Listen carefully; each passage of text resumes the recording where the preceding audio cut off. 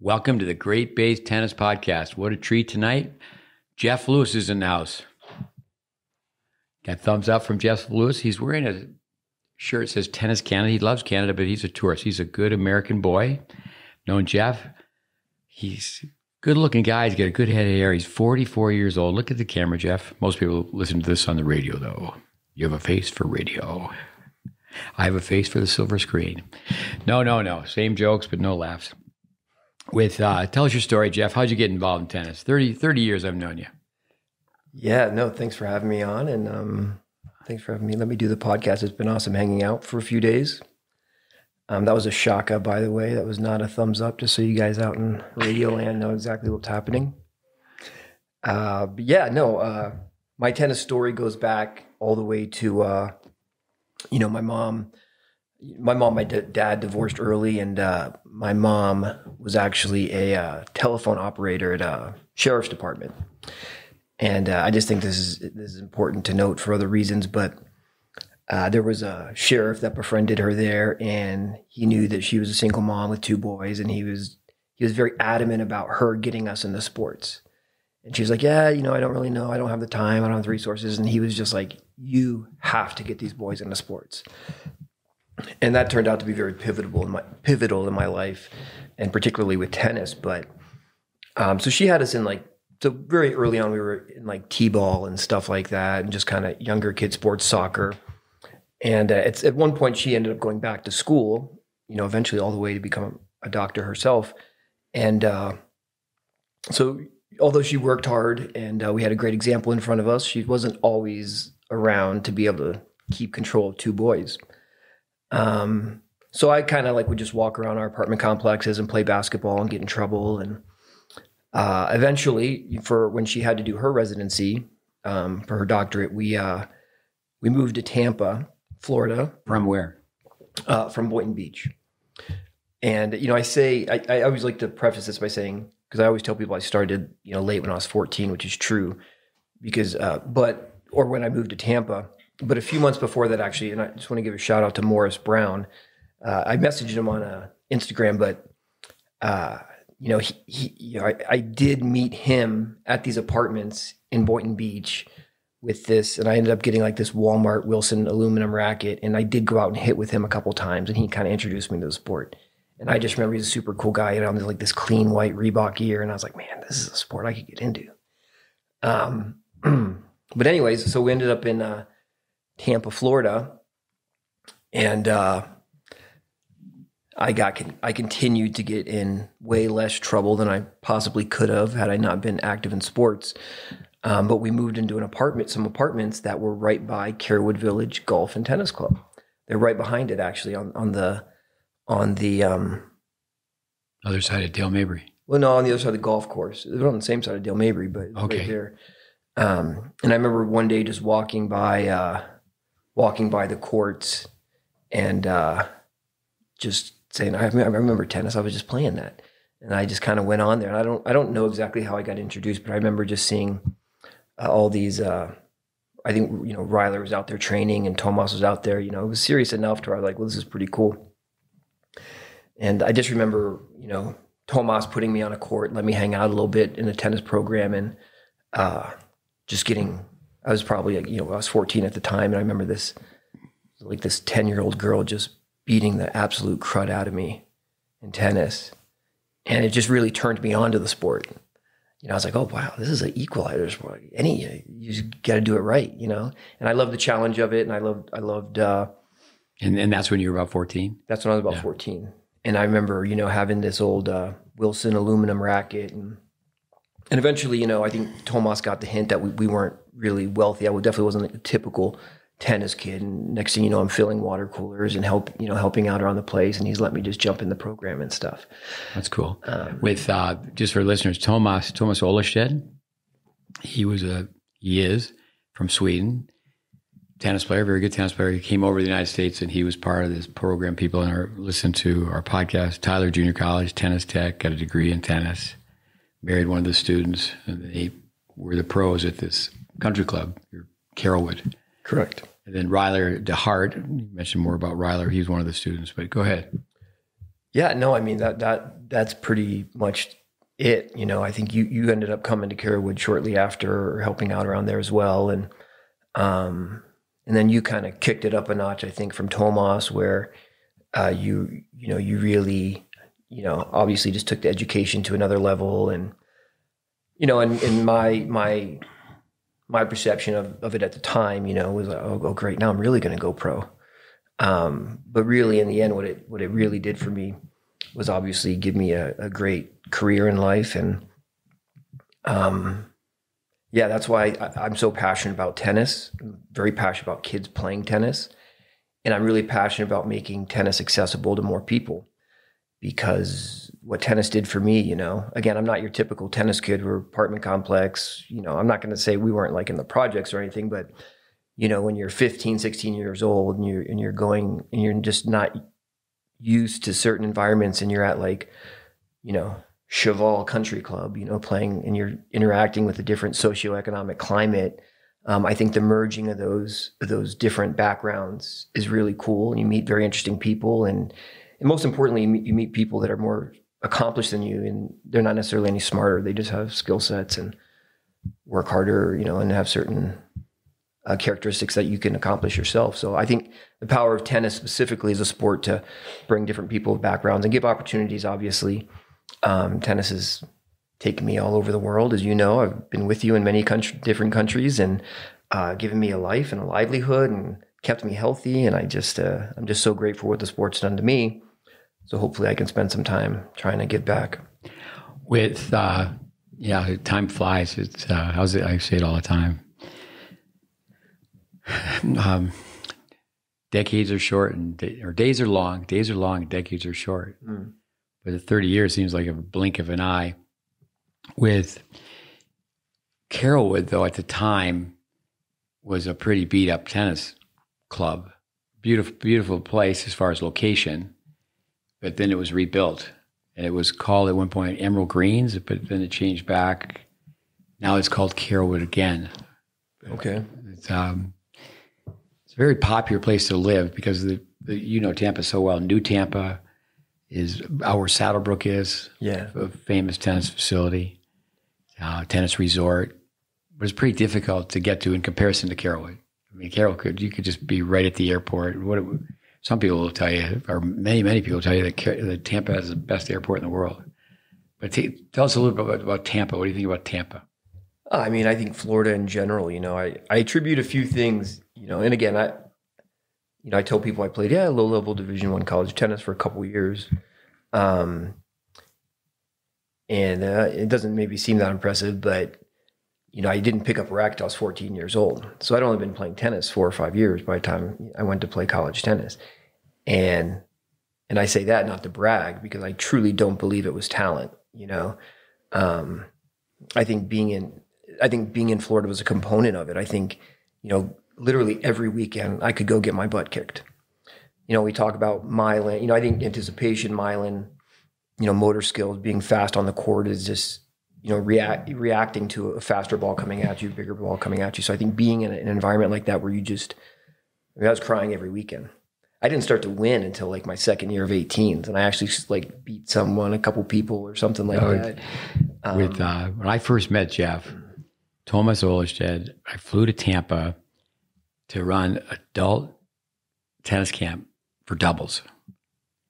And you and Ryler DeHart, I believe is 4 years older than you. And Ryler, shout out to Ryler, he became number one in the 18s. He was number one in the NCAAs. And, like yourself, he was brought up by Debbie, late Debbie DeHart.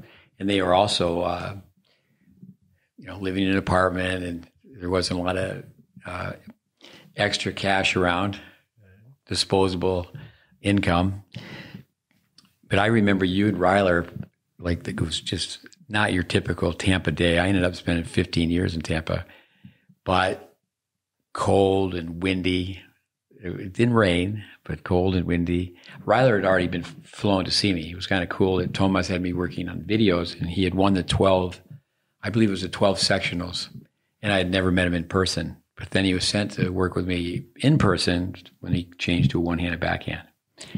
But I remember Tomas being a former student, great guy, great player. I said, Tomas, those guys are playing mini tennis hour after hour with a continental grip on both sides. But you guys had the passion. Yeah, no, I have great hands because of that. I would just like to say one. And, but two, no, it's a good point. I'm so out of the world of performance play, which is fine. I love adult beginners. I love growing the sport. But we talk about that. It's like, I would love to walk into my club and see a couple kids goofing off on the court, putting extra time in. Yeah. Versus like a parent dropping their kid off for their hour private and then saying, we'll see you on the tour. It's I don't have the problem of like over specialization and overplaying. I'm not fortunate enough to see that, but we were putting in enough time where, it could have been more structured. No, but the passion with, Ryler through Debbie, was very, his day to day. It was very structured when he was younger. But the two of you were very good for each other in the sense that you were like 4 years older. Yes. So it's at that age, it's always good to hang out with an older kid. Yeah. No, I think I was good for Ryler because I would randomly walk up to him and give him dead legs and stick my knee in the side of his leg and make him drop down crying. And I was a horrible human being. No. But I wasn't. But going back to tennis in my life, like I honestly, I could have gotten in so much more trouble if it hadn't been for tennis and sports in general.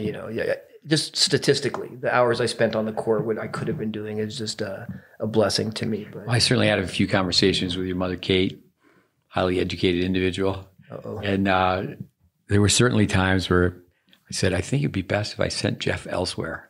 I sent you many, many places. I know you and I probably been in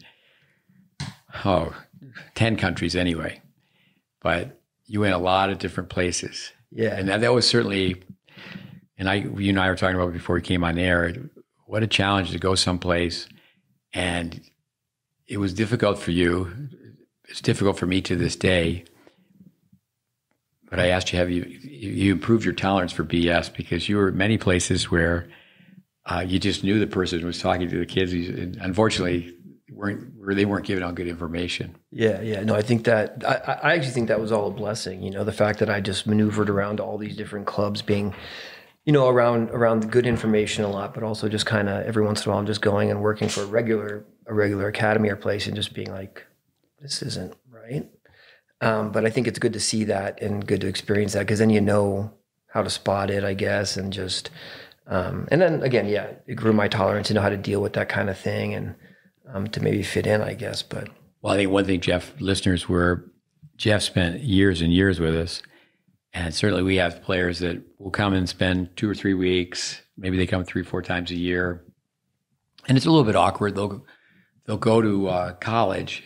And from a technical standpoint, even tactical, go statistical, they have more information than the coach of the college team. Yeah. We used to call that type of person, don't be a tennis tech monster. Because I trained students under this program, Thomas went there, called Tennis Tech. And you can learn from everybody. Someone tells you, well, come over the ball, toss high, scratch the back. It doesn't mean that you can't look around and see how they're managing their staff or how they're maintaining their facility. Yeah, no. Just to finish that thought, I think, what is the equation that allowed me to get really, pretty good in relatively short time was being in Florida in that competitive environment.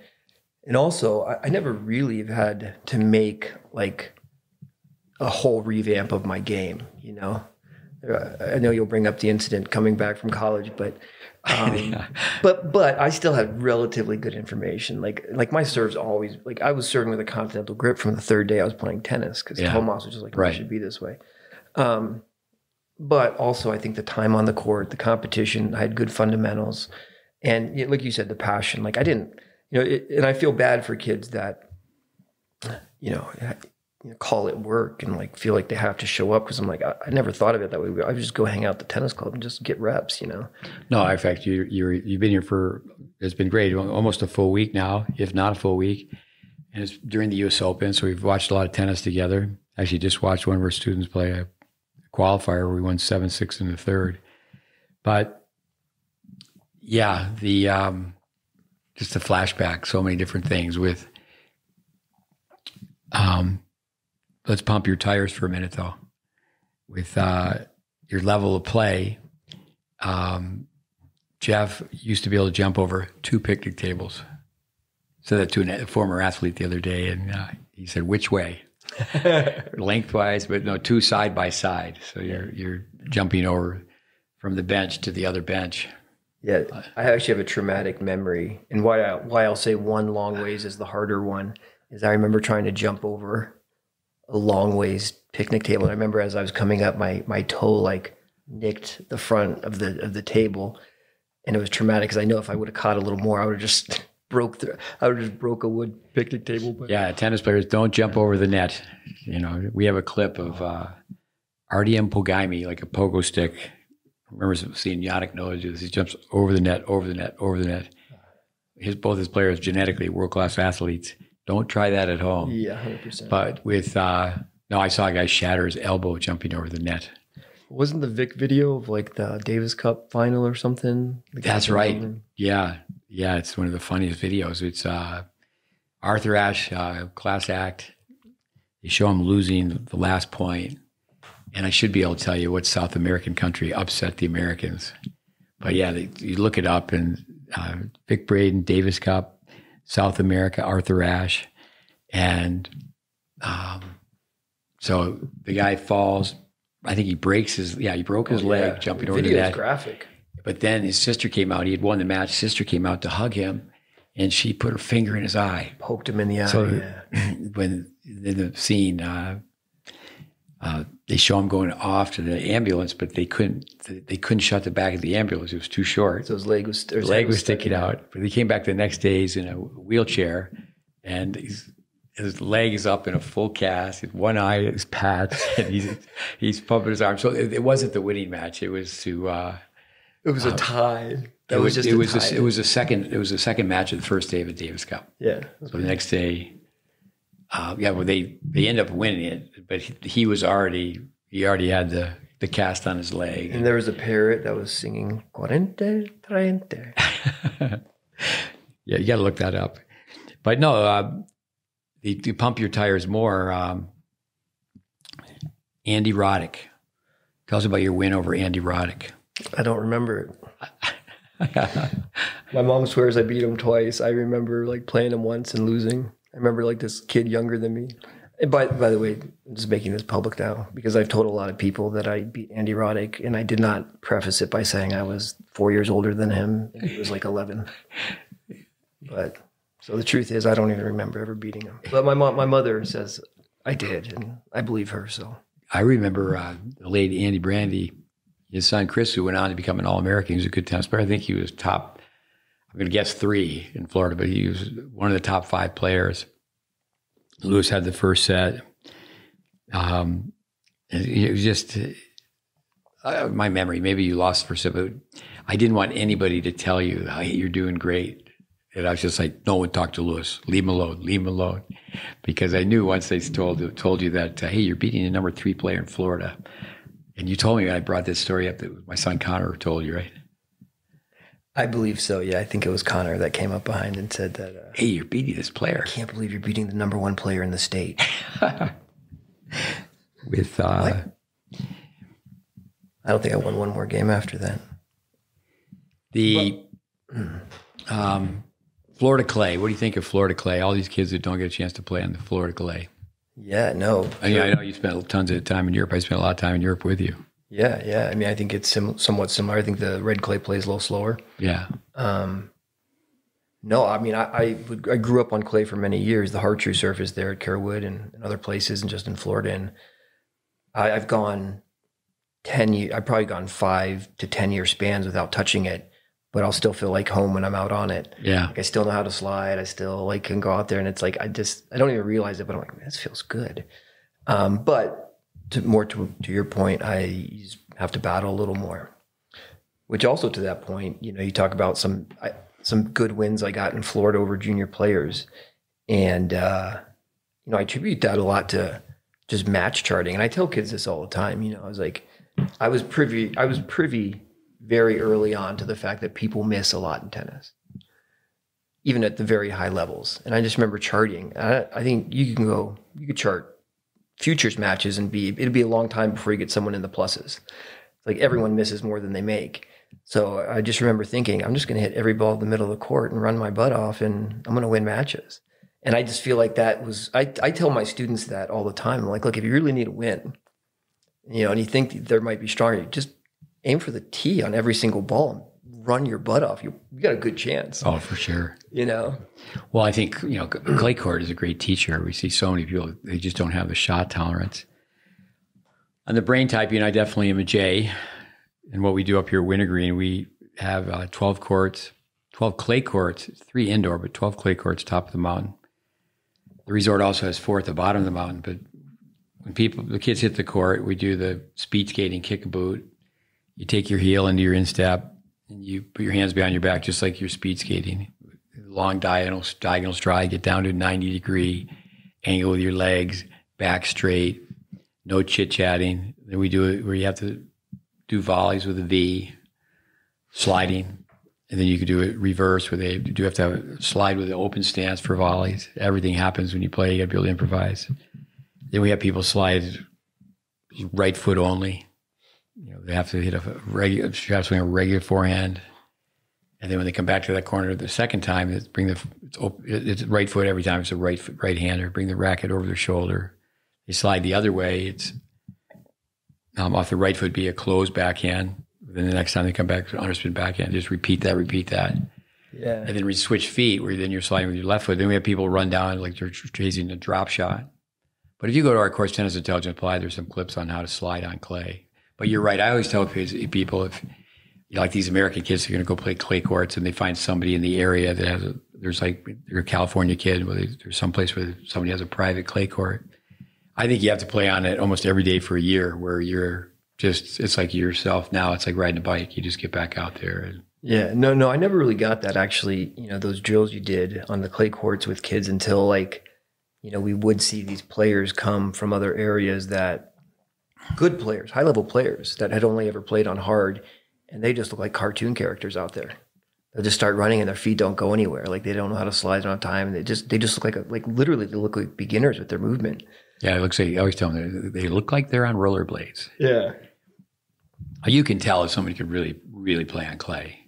If that's exposure, one's lens. I mean, if you've really seen, tennis played at a high level. Austin Krajicek, you must have a lot of wins over Austin Krajicek.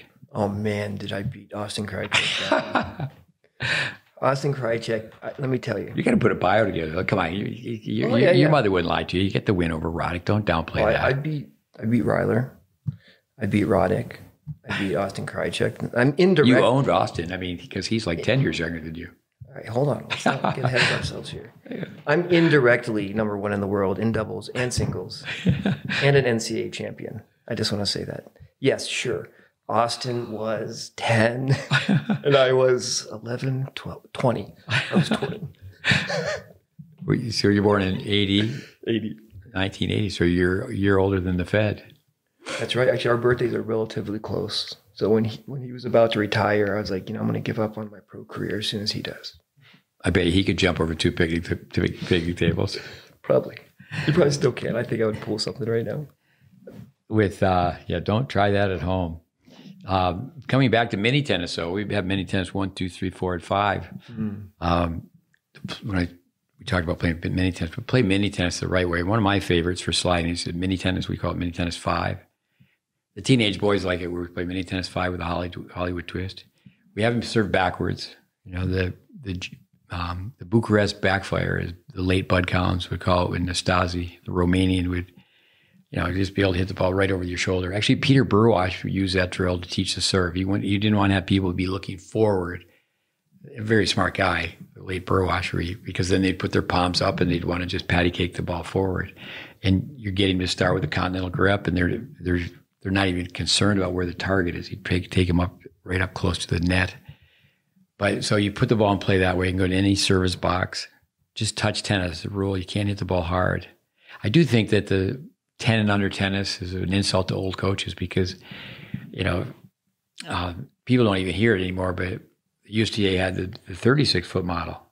And I know you've been so involved with little kid tennis, but that was a great business model for kids to play. The width of a doubles court is 36 feet. So you could have 6 people playing on one side, 6 on the other, 12 people, basically 6 singles matches, mini tennis. And that's what happened at this facility. We spent so much time, ACC. Yeah, I remember that. I guess they've been converted now to pickleball. But we can touch upon pickleball. But with mini tennis, you hit the ball twice.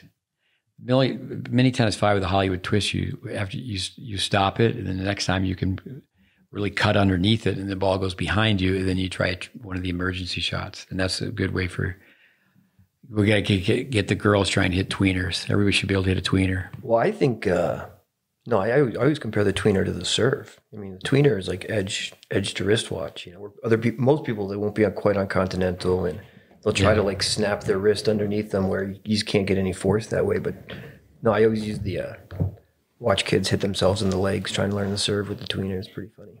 I was just doing this clinic at Baylor University. I had 3 Indian kids that I've worked with before. I said, all right, guys, the Dallas, fill in the blank, football team, the Dallas, and they all had it, Cowboys. And I said, okay, what's the center do? What's hike mean? And we just did this little thing where, they had to hike the ball. And basically it's like a long snap. It's a throwing motion between your legs. You got to overrun it. And you can even lob off of it. But the best way to practice a tweener is to go to a backboard, hit down on the ball, let it go over your shoulder. I know people that I used to do basket training with, Randy Gardner, a long time ago. Hey, I'll take 10 overheads. You feed me 10, I'll feed you 10. And every time it was his turn, my turn, I'll take 10 forehands, 10 backhands. He took tweeners every time. He had a pretty good tweener. But no, I think playing mini tennis really helps people learn how to slide as well. Yeah. No. I think, like you said, you can't hit it hard. You got to play a little underspin and stuff like that. So you can't put it away. You could play with, you and Ryler, just that you were just playing with a continental grip. Years ago, we would even tape a kid's hand to a continental, say play the entire, even a set of tennis, because you just have to have racket awareness. You have to be able to, even though you get caught with the racket in the wrong grip, you still have to make the shot. Sure. You just have to really, that racket, so it's like an extended part of your hand if you've played a ton of tennis. No, I think there's value in goof off time. Again, I don't have that problem because my kids aren't putting enough non-goof off time in. So I'm always like trying to be very structured. But if you do have kids that are putting in time, you've seen it, we'll be out here sometimes and the kids are just goofing off a little bit on their own after practice. And you let it slide. It's like, all right, let them, I think there's value if they're goofing off with a racket in their hand. Yeah. Not a telephone. No, not that kind of, not that kind of goofing off. Right. But I always think, and correct me if I'm wrong, or if you disagree, but there's no real science to the dimensions of a tendon under court. It's not like this is percentage to like a swing path for a little kid versus the compression of this ball and the width of what they can, I don't see why there shouldn't be something where they just learn how to do 10 under tennis on a pickleball court. That way, all those pickleball courts that are out there now are all 10 under courts, and they can be used to get kids in the game. No, for sure. I mean, we were talking about earlier with, if you can't beat them, join them. And tennis is being invaded by pickleball. Prevention of injury. Steve Campbell is the tennis director. I told him, I said, well, this is what I would do. With adults, I would teach them both. A ready position is a ready position. And I think it certainly will continue to prove itself out that the best pickleball players have a tennis background. I'm assuming Jack Sock doesn't play pickleball with a full Western grip. I haven't really watched him. Rachel Rohrabacher, who you helped me coach for a long time, who was a guest on our podcast. I mean, there's a pickleball promo on the Tennis Channel, and Rachel's front and center. And on our podcast, she said, thanks for teaching me Eastern grips, because she can just play tabletop and come in. And how to go forward, right? But no, the people that are, like a Jack Sock, we should have a podcast where we just mention someone's name, like a Jack Sock. He's just he's a great competitor. He was 80-0 in high school. He never played up. He won so many gold balls. He did have a very good serve, and certainly the doubles, the way he played, the point was going to go more than 3-4 hits. I've been around Jack Sock. I've fed balls in practice. Like I traveled with Austin Krajicek and practicing with Jack Sock. Talk about not getting a rhythm. My son's just like a year or two younger. My son was a practice partner on the Davis Cup team. It was just Jack Sock. I remember writing a report for it because Scotty Perelman was being considered. He coached Mike Wolf at the University of Kansas, and Wolf was a longtime coach of Sock. And I think the reason Sock's playing pickleball is he has a weight problem. He's a big guy, and we all get a little bit older and fleet of foot. It's wiffle ball. It's a little slower. I mean, yeah, you got to have a good hand-eye, but he's basically had a racket in his hand his whole life. But yeah, he's in pickleball. I know Jeannie Bouchard thought she was going to get into tennis or pickleball and just fly sky high. But Noah Rubin, even though he won Junior Wimbledon on grass, he was predominantly a backcourt player. I saw him play college tennis, and we were charting 3 different ways. When I was one of our students was playing him in college, and the entire singles and doubles, he served and volleyed 1 time, and it was in singles, not doubles. But he was really, faster than fast. But he said, okay, I'm going to be a pickleball player, but it's not that easy. I think the pickleball players, think back, there's a reason why Rachel, obviously very competitive, but she had the game to go forward. Yeah. Do you think there's financial? Do you think a lot of these pro tennis players are getting into it because they think they can benefit financially from it?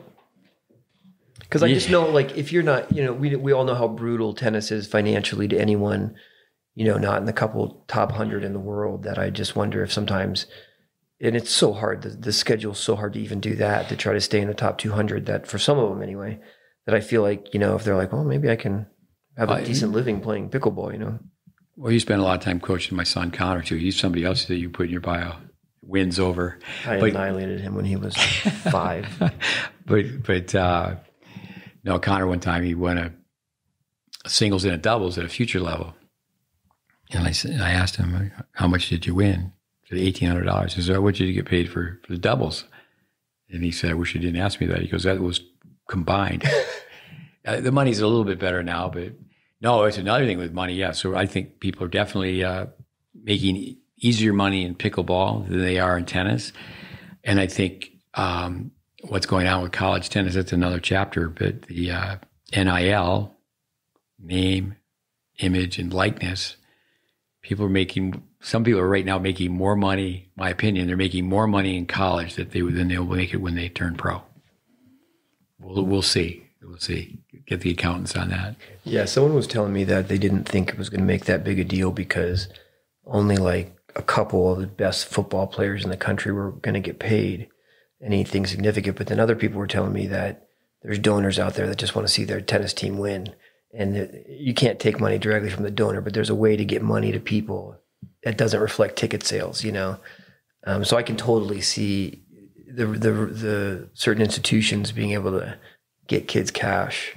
Well, I got to do more homework. I've had a couple college coaches help me out, but Chuck Creasy called me up. He's a guardian of the game, and he's just pickleball invading tennis, and what's going to happen with college tennis is big question marks. I'm not really in a position of any expertise, but money can change things. So if football programs and basketball programs can do whatever they want with their money, they may not want to support non-revenue sports. If they want to, say, for example, pay $10 million to a quarterback, and we were told by Scotty Perelman, who was at Florida, at the University of Florida, offered, it was more than $10 million for a kid to be their quarterback. He turned it down.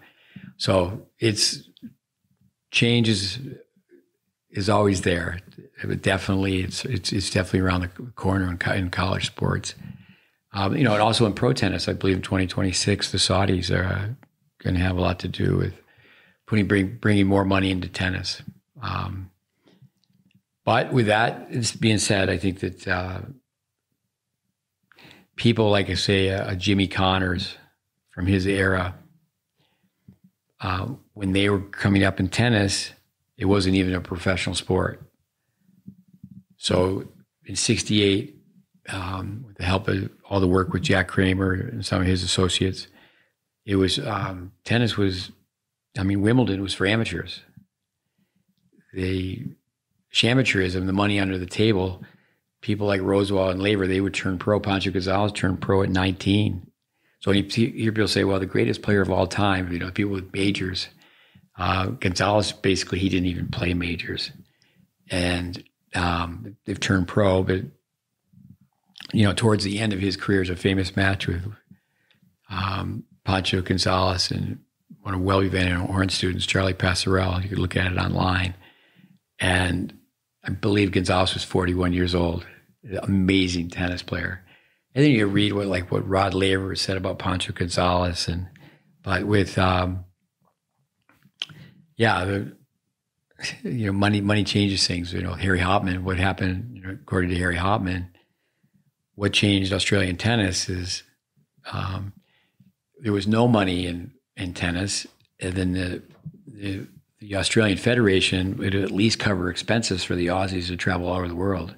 And they would travel as a group, and it was so far away from home. They didn't go back home too much, and they were on the road, and they were teammates pulling for each other. And what the Aussies did in the 50s and 60s, that I think it's safe to say that will never be duplicated. But yeah, Hopman. What happened was that the money was controlled, and certainly there's always two sides of the coin. But I do think most people, like the football coach Nick Saban, think it's going to become uncontrollable. It's going to be wacky, and it's I spent a little time with Abby Forbes, who played at UCLA and then played at UNC. Father Roger. I'm pretty sure I made a video for Matthew when he was maybe like 8 years old, but I had zero to do with Matthew's tennis. And he was at UNC, and now he's at Michigan State. And, some of it's becoming public knowledge is, say, well, there's a freshman, and I heard the number $50,000 a year. Well, might be pretty difficult to keep a kid like that hungry, or let them, there's perspective. It's the money of Michigan State. Someone from the alumni donating gobs and gobs of money, and that could give them a false perspective of how it works to really climb the ladder from college tennis to pro tennis. But you can't really blame the parents for not accepting the money, because it's so expensive to have your kid try to play pro tennis. Yeah, well, I guess you kind of hope the coaches are good at what they do, and true coaches, and keep the kids in perspective. And the kid shows up to tennis practice with a 18-karat giant gold chain on. He's just like, take that off. And Jaguar in the parking lot. Yeah. Ferrari. Yeah. You're not allowed to drive your Lamborghini to practice. With development, it's brought up all the time in this podcast, where years and years ago, you couldn't have a car when you were a freshman. You had to live in the dorm, and you couldn't play matches. Arthur Ashe, Stan Smith. Your freshman year was your developmental year. I just can't get over college coaches who they just wine and dine kids. Say, yeah, you can just join us in January. They pick them up at the airport January 11th, January 12th, and the next week they're playing the first dual match. That's not coaching. That's just chaperoning. That's just driving the bus. Yvonne, you might have to edit this out, but I remember in college I was at a rave, and I saw at 4 a.m. and I saw my college coach at the same rave. What's a rave? Never mind. But on that note of the influence of equipment and commercialism kind of infiltrating tennis, I always think, I just remember the first time I hit with polyester string. switching just from synthetic guy, because I was definitely throughout. How old were you? When was that? Like what year approximately?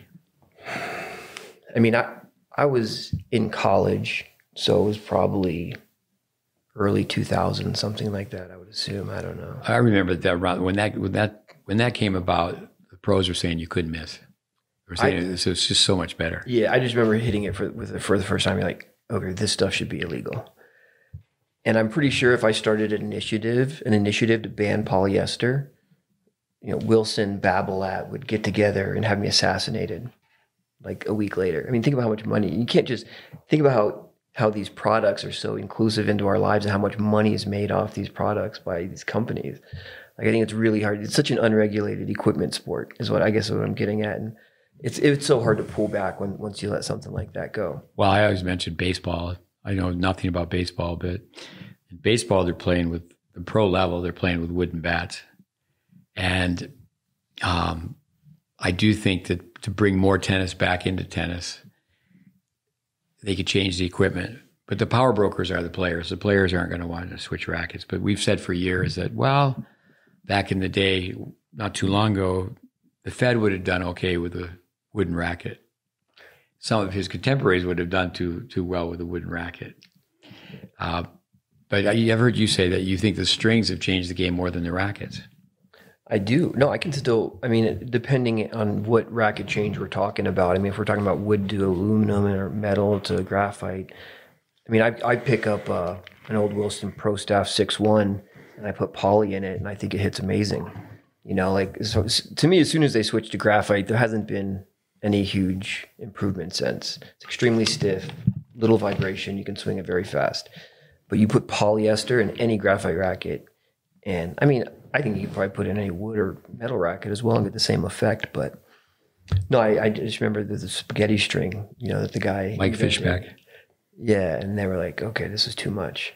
But I'm like, I've never hit with it, but I'm like, it can't be that much different from polyester. But funny story about Mike Fishback. At one time, the U.S. Open was played where in Flushing, the airplanes would go over and you couldn't hear points being played. And then what they did is they coordinated it where they didn't move the site. They're still playing at Flushing Meadows, but they changed the flight patterns so then the airplanes weren't going over. But you'd be at the U.S. Open, you'd be watching like 3 points and you couldn't hear the ball be hit.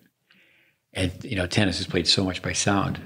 But Fishback, I think Mike Fishback was from Long Island. He was a good player.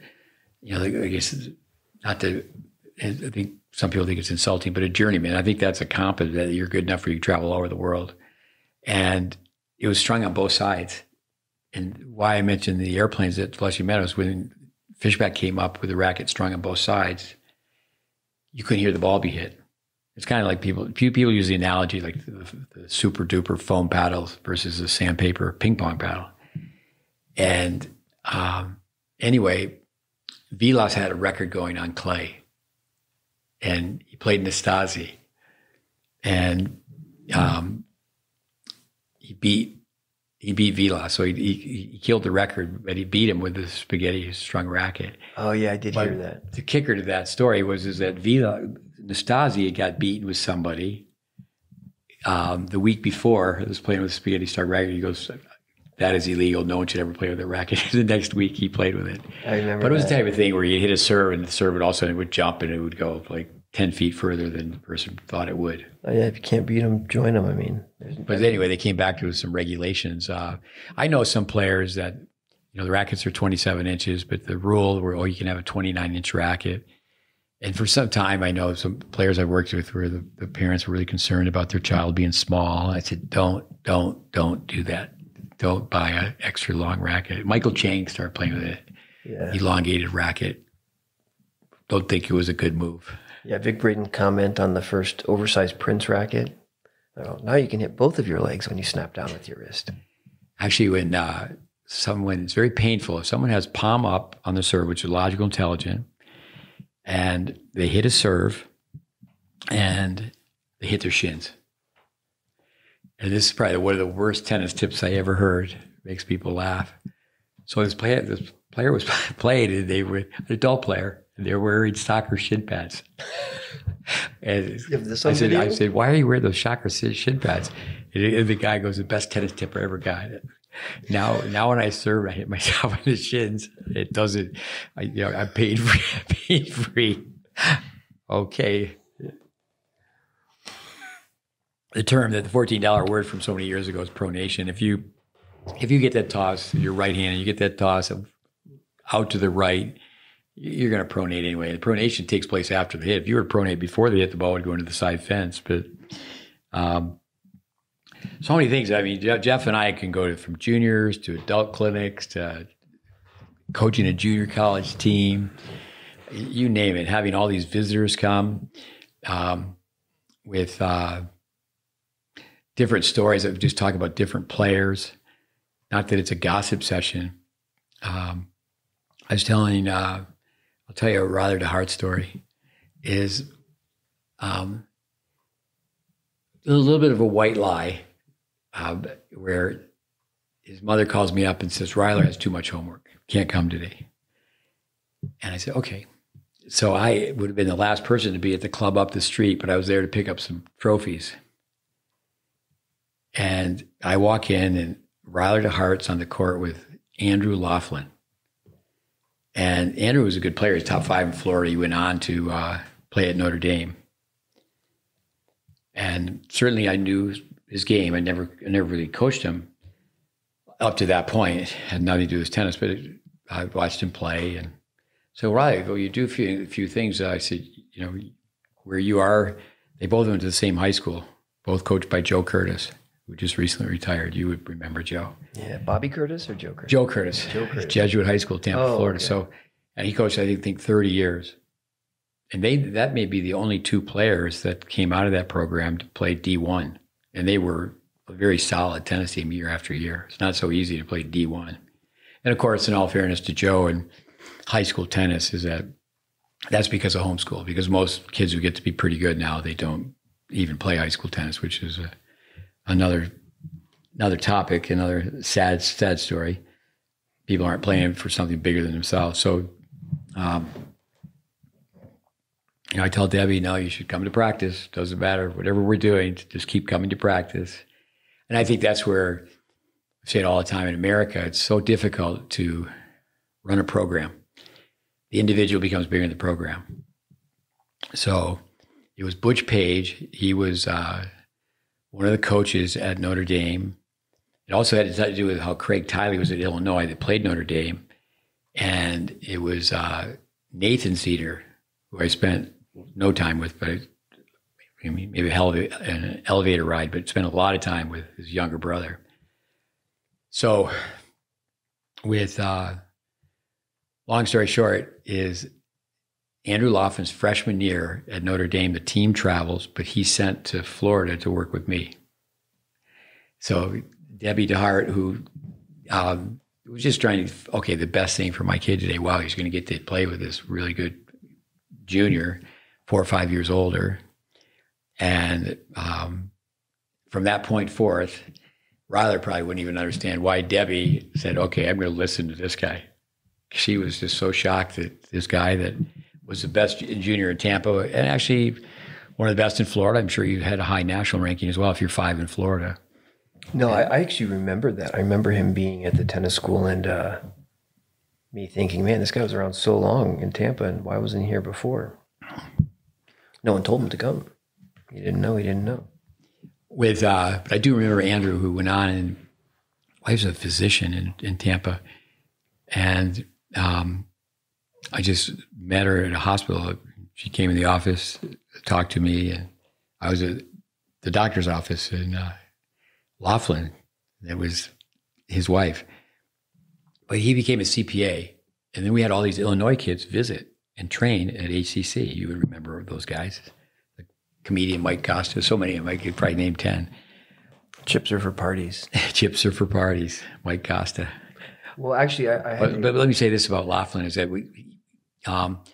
he didn't have the pressure. He became a lineup guy at Notre Dame, but he would come to practice. He was out of college. He had said, okay, I'm just going to play for fun. And he was doing his CPA deal, and he would come out there in the evening because he loved tennis, and he'd be beating guys that he had lost to because he didn't have the pressure. Yeah. It's like, I'm just playing for fun. So that's kind of a roundabout story. Maybe that has a purpose in it. Go ahead. Yeah. No, I was just saying that I messaged Costa on Facebook once to try to get down to that source of that chips are for parties. And I guess he didn't come up with it. He told me the name of the coach that did it. But anyways, but yeah, pressure. I think it's so intangible. It's hard to describe to people. I wish somehow I could tell people what it's like to just play free after college, after, now being a 44-year-old man, just kind of messing with competitive tennis again. I just play like a little 4 or 5 tennis now here and there, but I just don't really, compared to how I was, chucking tennis rackets over the fence and being ripped off the court by my mom from the ear. I save a lot of film with Costa. He's on the Daily Show. He's big time now. He is. He told me on the phone one time, it was years and years ago, and I asked him a few things. I mean, I'm waiting for him to be in a big movie because he's a tall, good-looking guy. But he said it's just like tennis. If you're on TV in tennis, you're making money. If you're a comedian, you're on TV, you're making money. But Costa, he wrote a book, 101 Tennis Tips. I have a copy of it. But I gave him a hard time when he was with us. He was out of school, and I have a film of Costa playing some mixed doubles with Raven Klaassen, Megan Broderick, Liberty Svecki. And it's pretty funny, I said, Costa, I'm never going to erase this doubles tape. But how's it go? People work for 3 things: recognition, money, and satisfaction, or maybe all 3. But overloaded.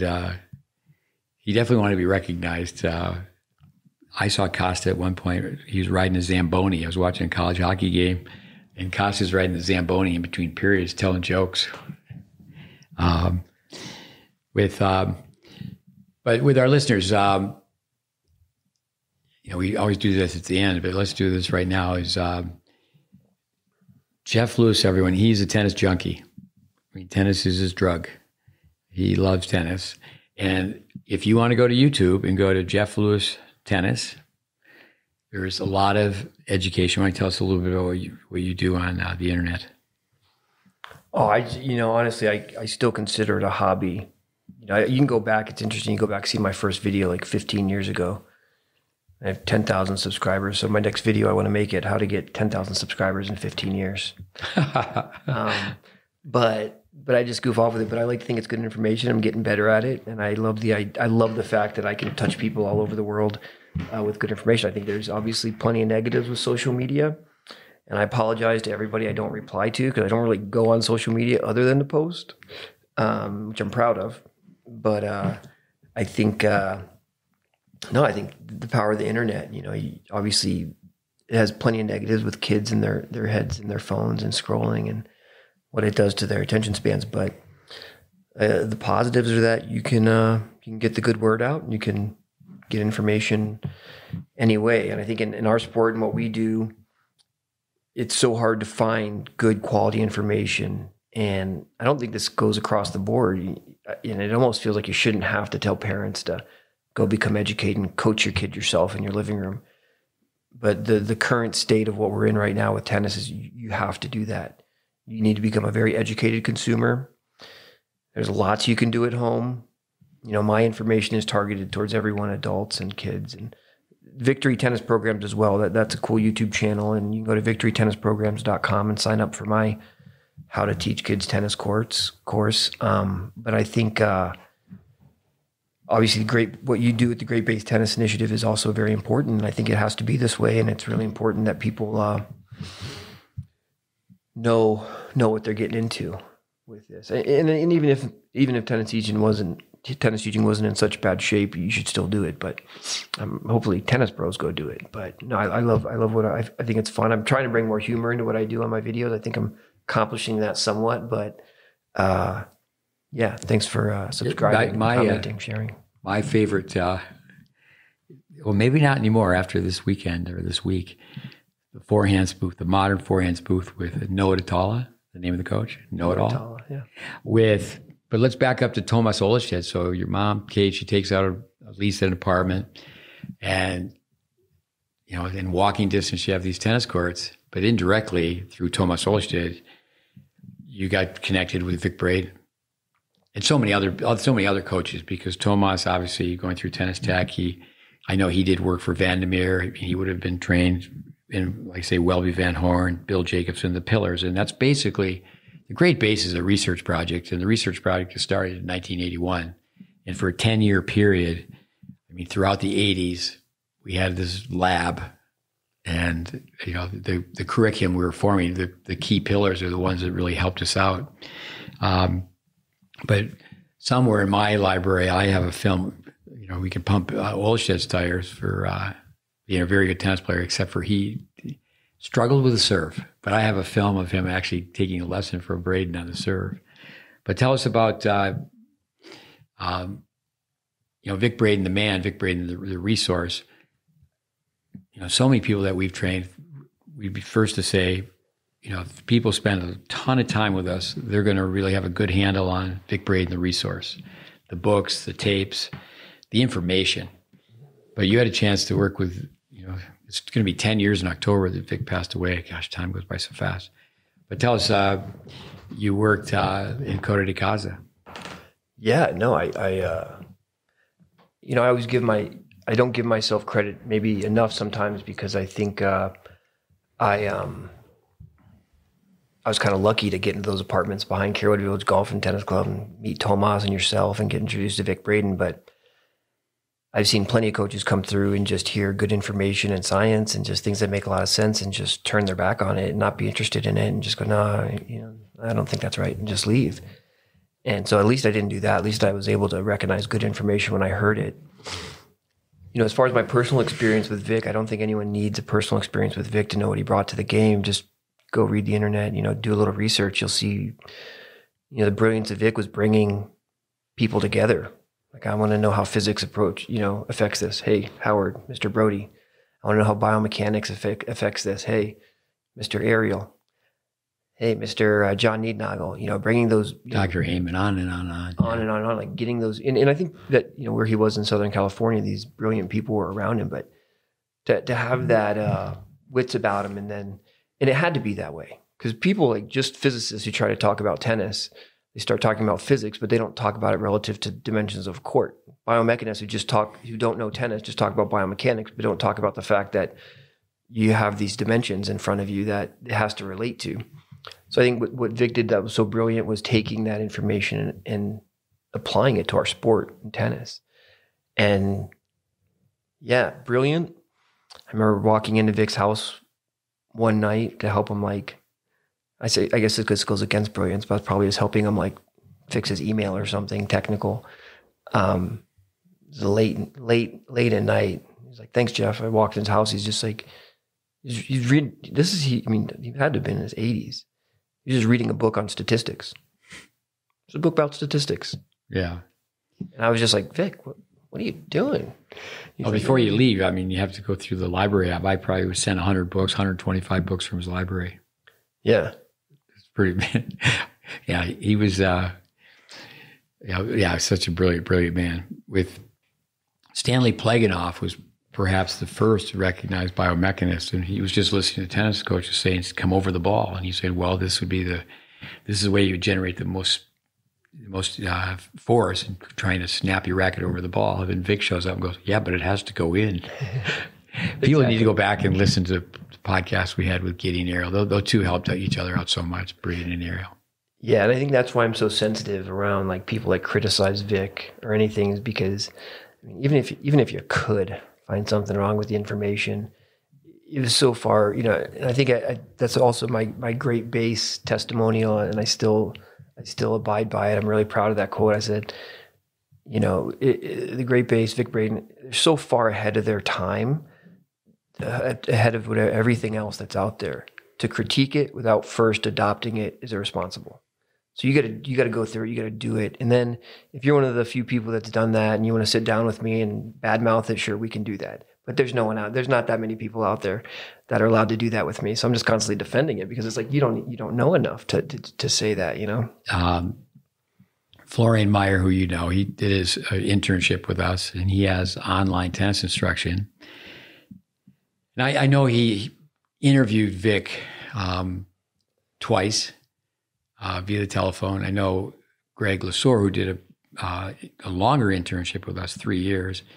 He went out and spent at least a week or more, short period of time, but I actually went out to California so anyway, something came up where Andy Fitzell contacts Florian Meyer, and not Florian Meyer, the player, but Florian Meyer, online tennis instruction. Shout out to them. Yeah.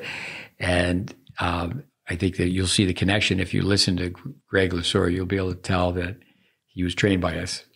And then obviously that's education sharing. Then I was trained. We were all connected to Braden. So Andy Fitzell, Florian Meyer, I guess is a just text. We're going back and forth. He goes, "Are you the Vic Braden police?" And Andy goes, "Yeah, I am."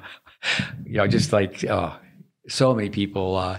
When he passed away, so many people were saying to me so many nice things. But I just know people that had said so many negative things now in his death. Okay, rest in peace. They were saying some, and there are some jokers out there on the internet for sure.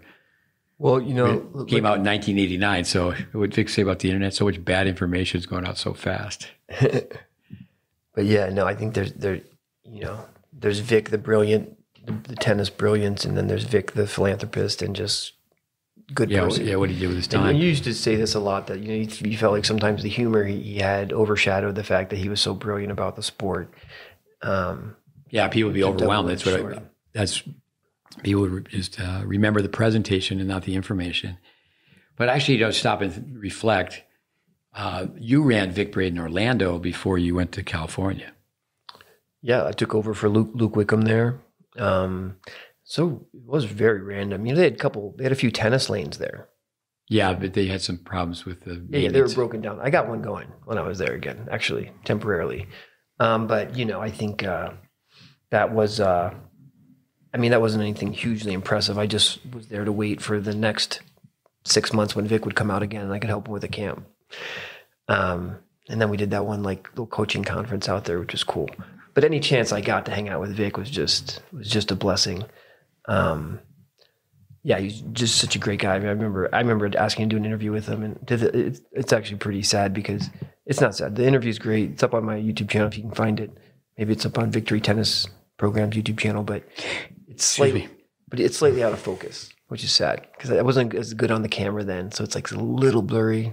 Oh, maybe I'm sure some AI technology would come out. I can fix it, but I was like, Vic, and I know how busy Vic is. Vic just went and went and went and went in his whole life.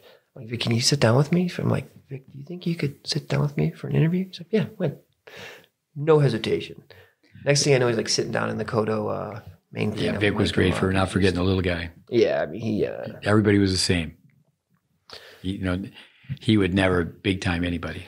Yeah, when the time he was someone asked him for a free lesson, to come out and look at their game, look at their son's game, and they come out and they say they're struggling, and she has a Gucci purse, and he has brand new Nike shoes and the latest rackets and bag, and they come get the free lesson and go, and Vic's just like, man, those are such nice people. I'm like, Vic, you just got scammed. You mentioned you fix the lanes. I can't change a light bulb. But you have to tell us about your EMG purchase and electric myography. I remember telling Vic, I said, Vic, he'd be talking about brain scans, electric myography. I mean, he just was he had such intellectual curiosity. And I was flattered that I said, Vic, when you go to these conferences, just ask anybody if they want any help on their forehand. And have them come out and just before, you get 70 people listening to you or whatever, before their eyes, just change their forehands right there. And work on their serve. So anyway, for a 10-year period, I couldn't go to this tennis teacher conference in New York City. Everybody used to go. And it was a great place to be, so much learning. But when I was running this college program, I had to be there for orientation. Everything turns into another story. I remember the late Tim Gullickson asking me if I would, if I could swing it to stay in Florida for another week, and because he was going to do a training session with Jimmy Connors for a week. And I had to go back to Tyler Junior College. And what I did back in those days, it was so complicated to register. My job was just I had to sit at a table for 4 days and just kids would come to me and I would just give them a parking permit. The faculty did all these different things. But with with the EMG machine, I go, Vic, now you don't need to talk about electromyography. People listen to you. They don't even know the grips, Vic. I said, I don't want to be belittling anyone, but tell us about your EMG machine. No, it's funny you say that. You hit the nail on the head. And there's a crossover there with social media too, like YouTube and stuff like that, because I'm just so stubborn. Like and in my mind, not just stubborn, but I'm naive because, to me, if I make a YouTube video about EMG technology, it's going to amaze everyone and it should get 1 million views overnight. And I just don't, what people really want to see is how can I hit my backhand like Roger Federer instantly within 5 minutes? And I've done a little compromising on that, but I always think you get too much into the information and there's a lot of people that just want it simpler, but no, it's very early stages. I think, electromyography, I tell a lot of people about it. They immediately, their mind goes to like these little sensors that stimulate your muscles and make you flex, but it's actually the opposite of that. It's very, I've learned so much, your muscles flexing, it literally is just electricity going into them from your brain. Fires a little like signal and a little electric signal and your muscle flexes. So, I think motion analysis is great and I've learned a ton from it. And obviously with motion analysis, you can do it more without the subject knowing and influencing them. But wireless EMG, I think gives more insight into the forces of the muscles applied to create the motions. And I think, if you're a biomechanist and you're just looking at motion analysis, you can make a lot of very educated assumptions. But, kinetics versus kinematics. Kinetics are things that are intentional forces, motions that are created by, forces applied. And kinematics are things that happen kind of as a result of those motions. Say that again, just define both those again. So kinetics are forces that create the motion, and kinematics are things that happen as a result of those forces. So they're not intentional, they're kind of secondary motions or whatnot. So I think having, the ability to put a sensor in EMG technology has only been wireless for like the last couple decades and not accessible until recently. So you can have a wireless small device that goes on a muscle and it'll just tell you how that muscle's activating. And it's not perfect. It's best used on very large superficial muscles. So superficial in terms of musculature is just muscles that are closer to the top and a little bigger. I try to do like a wrist activation study on the forehand and there's just a lot of muscles in your forearm that do everything from grip to, flex your wrist.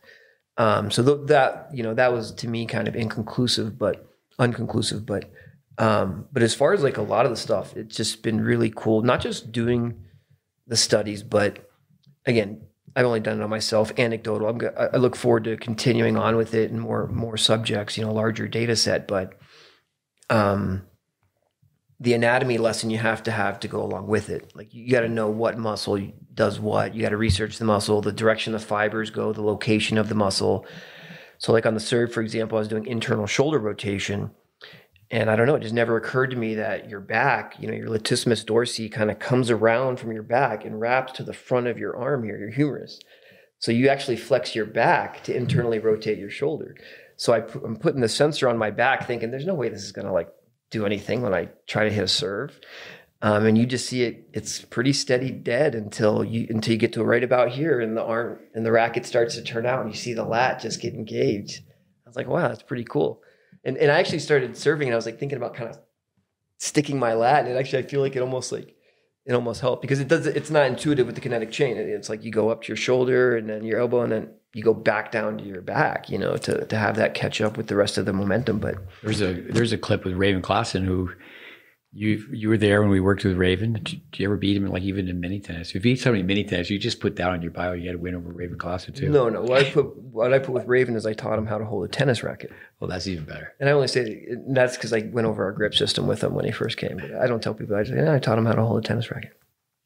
With Raven, we're all pulling for him. I mean, he was in the final of the Australian, but he was in the final of Wimbledon, the number one Wimbledon.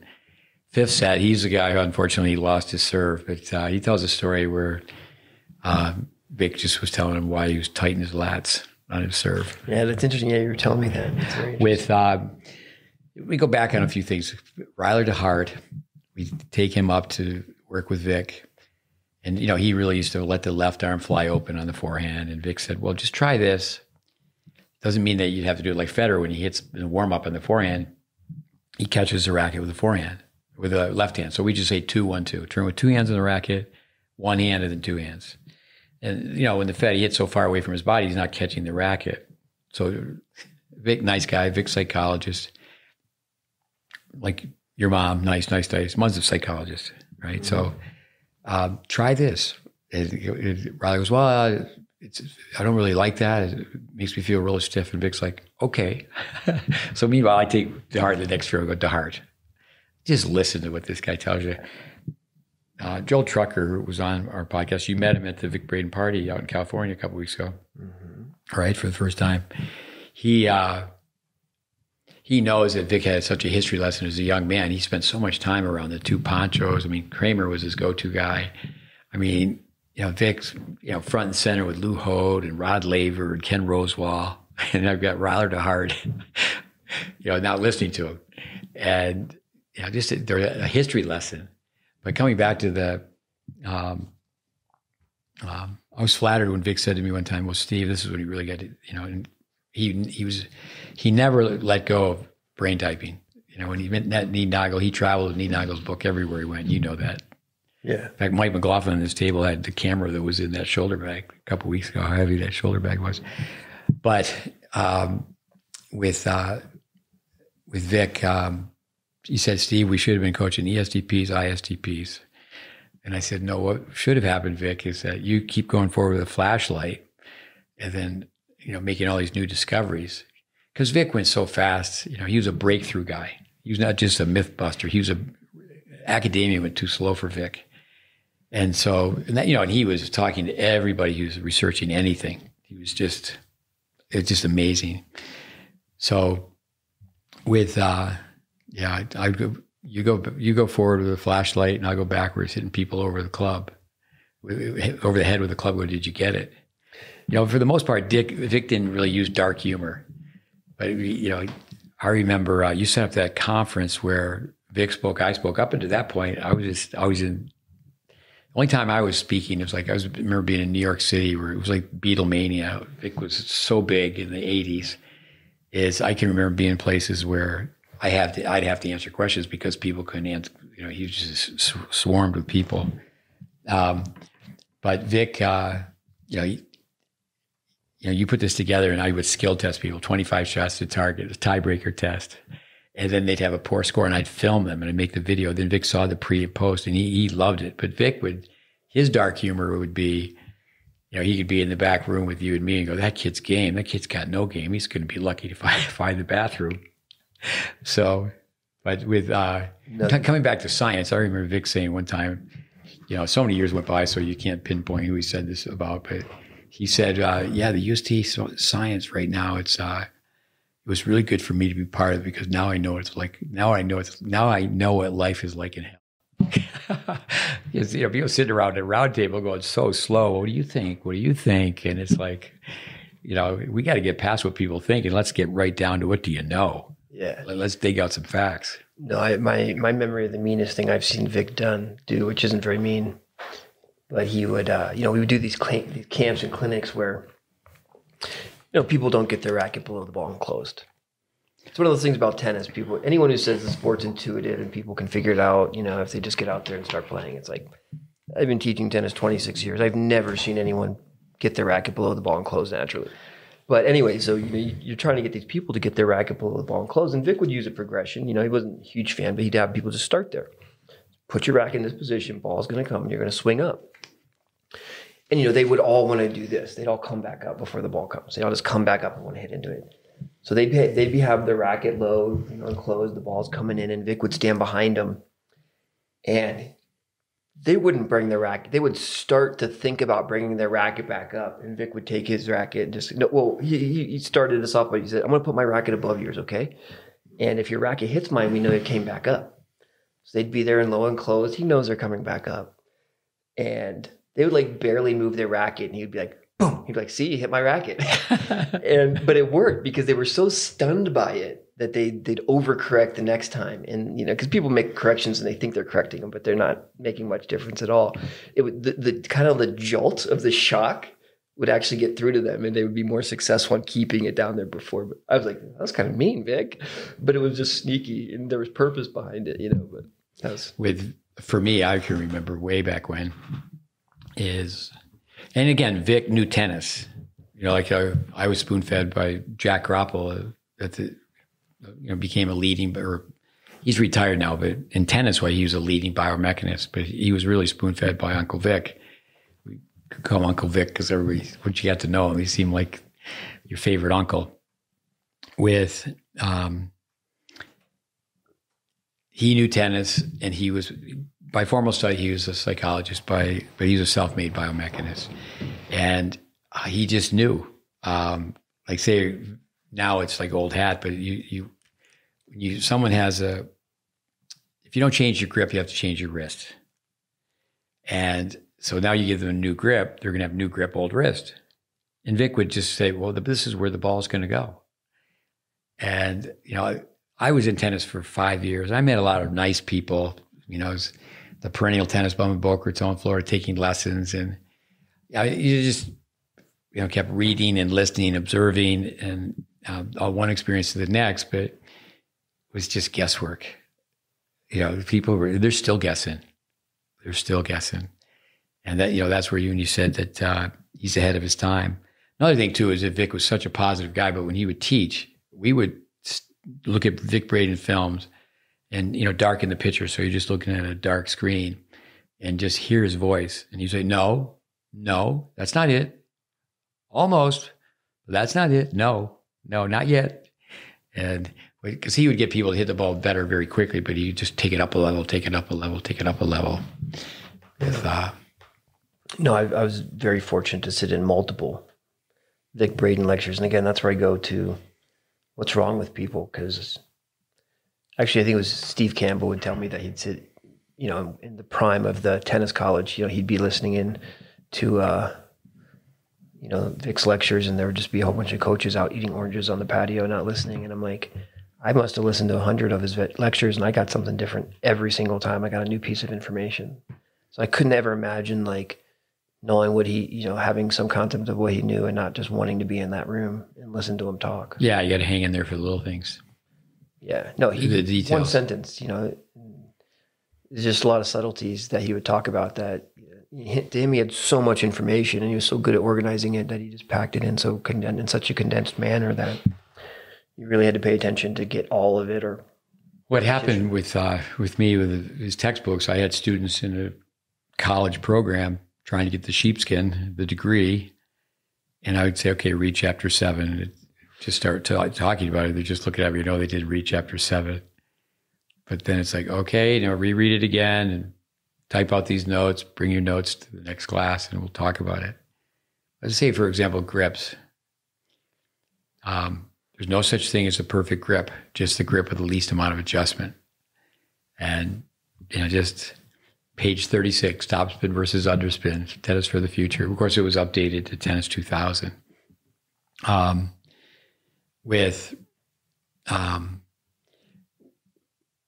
would people be best with your, you have quite a few videos, just like we do. I think you have to listen to your critics. Someone told us about our content. That's like drinking water from a fire hose. There's so much of it. And actually, you got to be your own best critic. Is that if someone wanted to teach their 6-year-old, I would say right now, in fact, our course, Tennis Intelligence Applied, that was filmed by Jeff in Russia. No, not Tennis Intelligence Applied. No, GreatBase Initiative. GreatBase Initiative, thanks. But of course, Tennis Intelligence Applied was filmed at HCC, right? Yeah, it was filmed at HCC. Probably made. I like to tell people it was one take, but there was more than one take, but it was a pretty low budget operation. Now people, I know they look at it, you just tell by the quality of the film, I'm not looking at this. It's not too slick, but the educational merit's there, and it's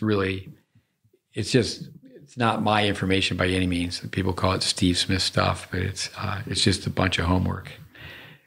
How would people navigate with what you have online? Well, I think, obviously there's so much more information online with you guys, and it's organized better, and it's just a lot of information. So I think for the true diehards, or really anyone needs to go through all that and take it in and let it absorb. I think what I like that I did that can help is just, and it's kind of a hodgepodge of a few different courses, but after it's free, victorytennisprograms.com. Once you sign up, the kids tennis course, teaching kids tennis, there's a few couple courses that I've done combined, but at the end of it, there's 16 weeks of lesson plans. So it's actually like, here's the warm up, here's the information, here's the game, here's the homework. And then, and it's 16 weeks. And again, when I was I'm still there, but this is one of the coolest things, and I'm pretty proud of it. In Little Rock, Arkansas, I went into an area of Little Rock where you all of Little Rock, you're not going to find, a ton of great instruction, but there is some there. Nationwide, I guess. And personally, you're based there. Your wife tell us your wife's a doctor? Yeah, my wife's anesthesiologist now, but we're going to go do a fellowship in Houston shortly for her. So I never intended. That took you from Hawaii to Arkansas? From Hawaii to Arkansas. I actually did something similar to this in Hawaii. I called it ABC Tennis. I was like, I want to do free lessons, but I'm going to film everything. So what I did in Little Rock was I went to this area, and I found these 2 courts. They weren't available, really. I couldn't get in touch with anyone. So I went across the street to this church, and I talked to the pastor, Pastor Brodus. And he's like, yeah, I know that guy. I'll start talking to him. But he's like, we got lots of space in this church. And I was like, yeah, I can start him anywhere. So anyways, I got these group of kids that wanted to try it. And I had them all sign model releases. And I said, I'm going to be mic'd up and film every lesson. So for a period of 1 year, I started these kids in tennis. And I just constantly had the camera and mic on. And then it's from that I made these lesson plans and whatnot. And cartoon characters. Like, I think visualization is really important. So I have Ernie the elephant, hairbrush position, and Freya the fox, backhand volley contact. And those are also for free on that same course. You can go download the PDFs and the exact lesson plan. So you go through the course, lesson plan, and there's also a certificate you can print out for yourself at the end.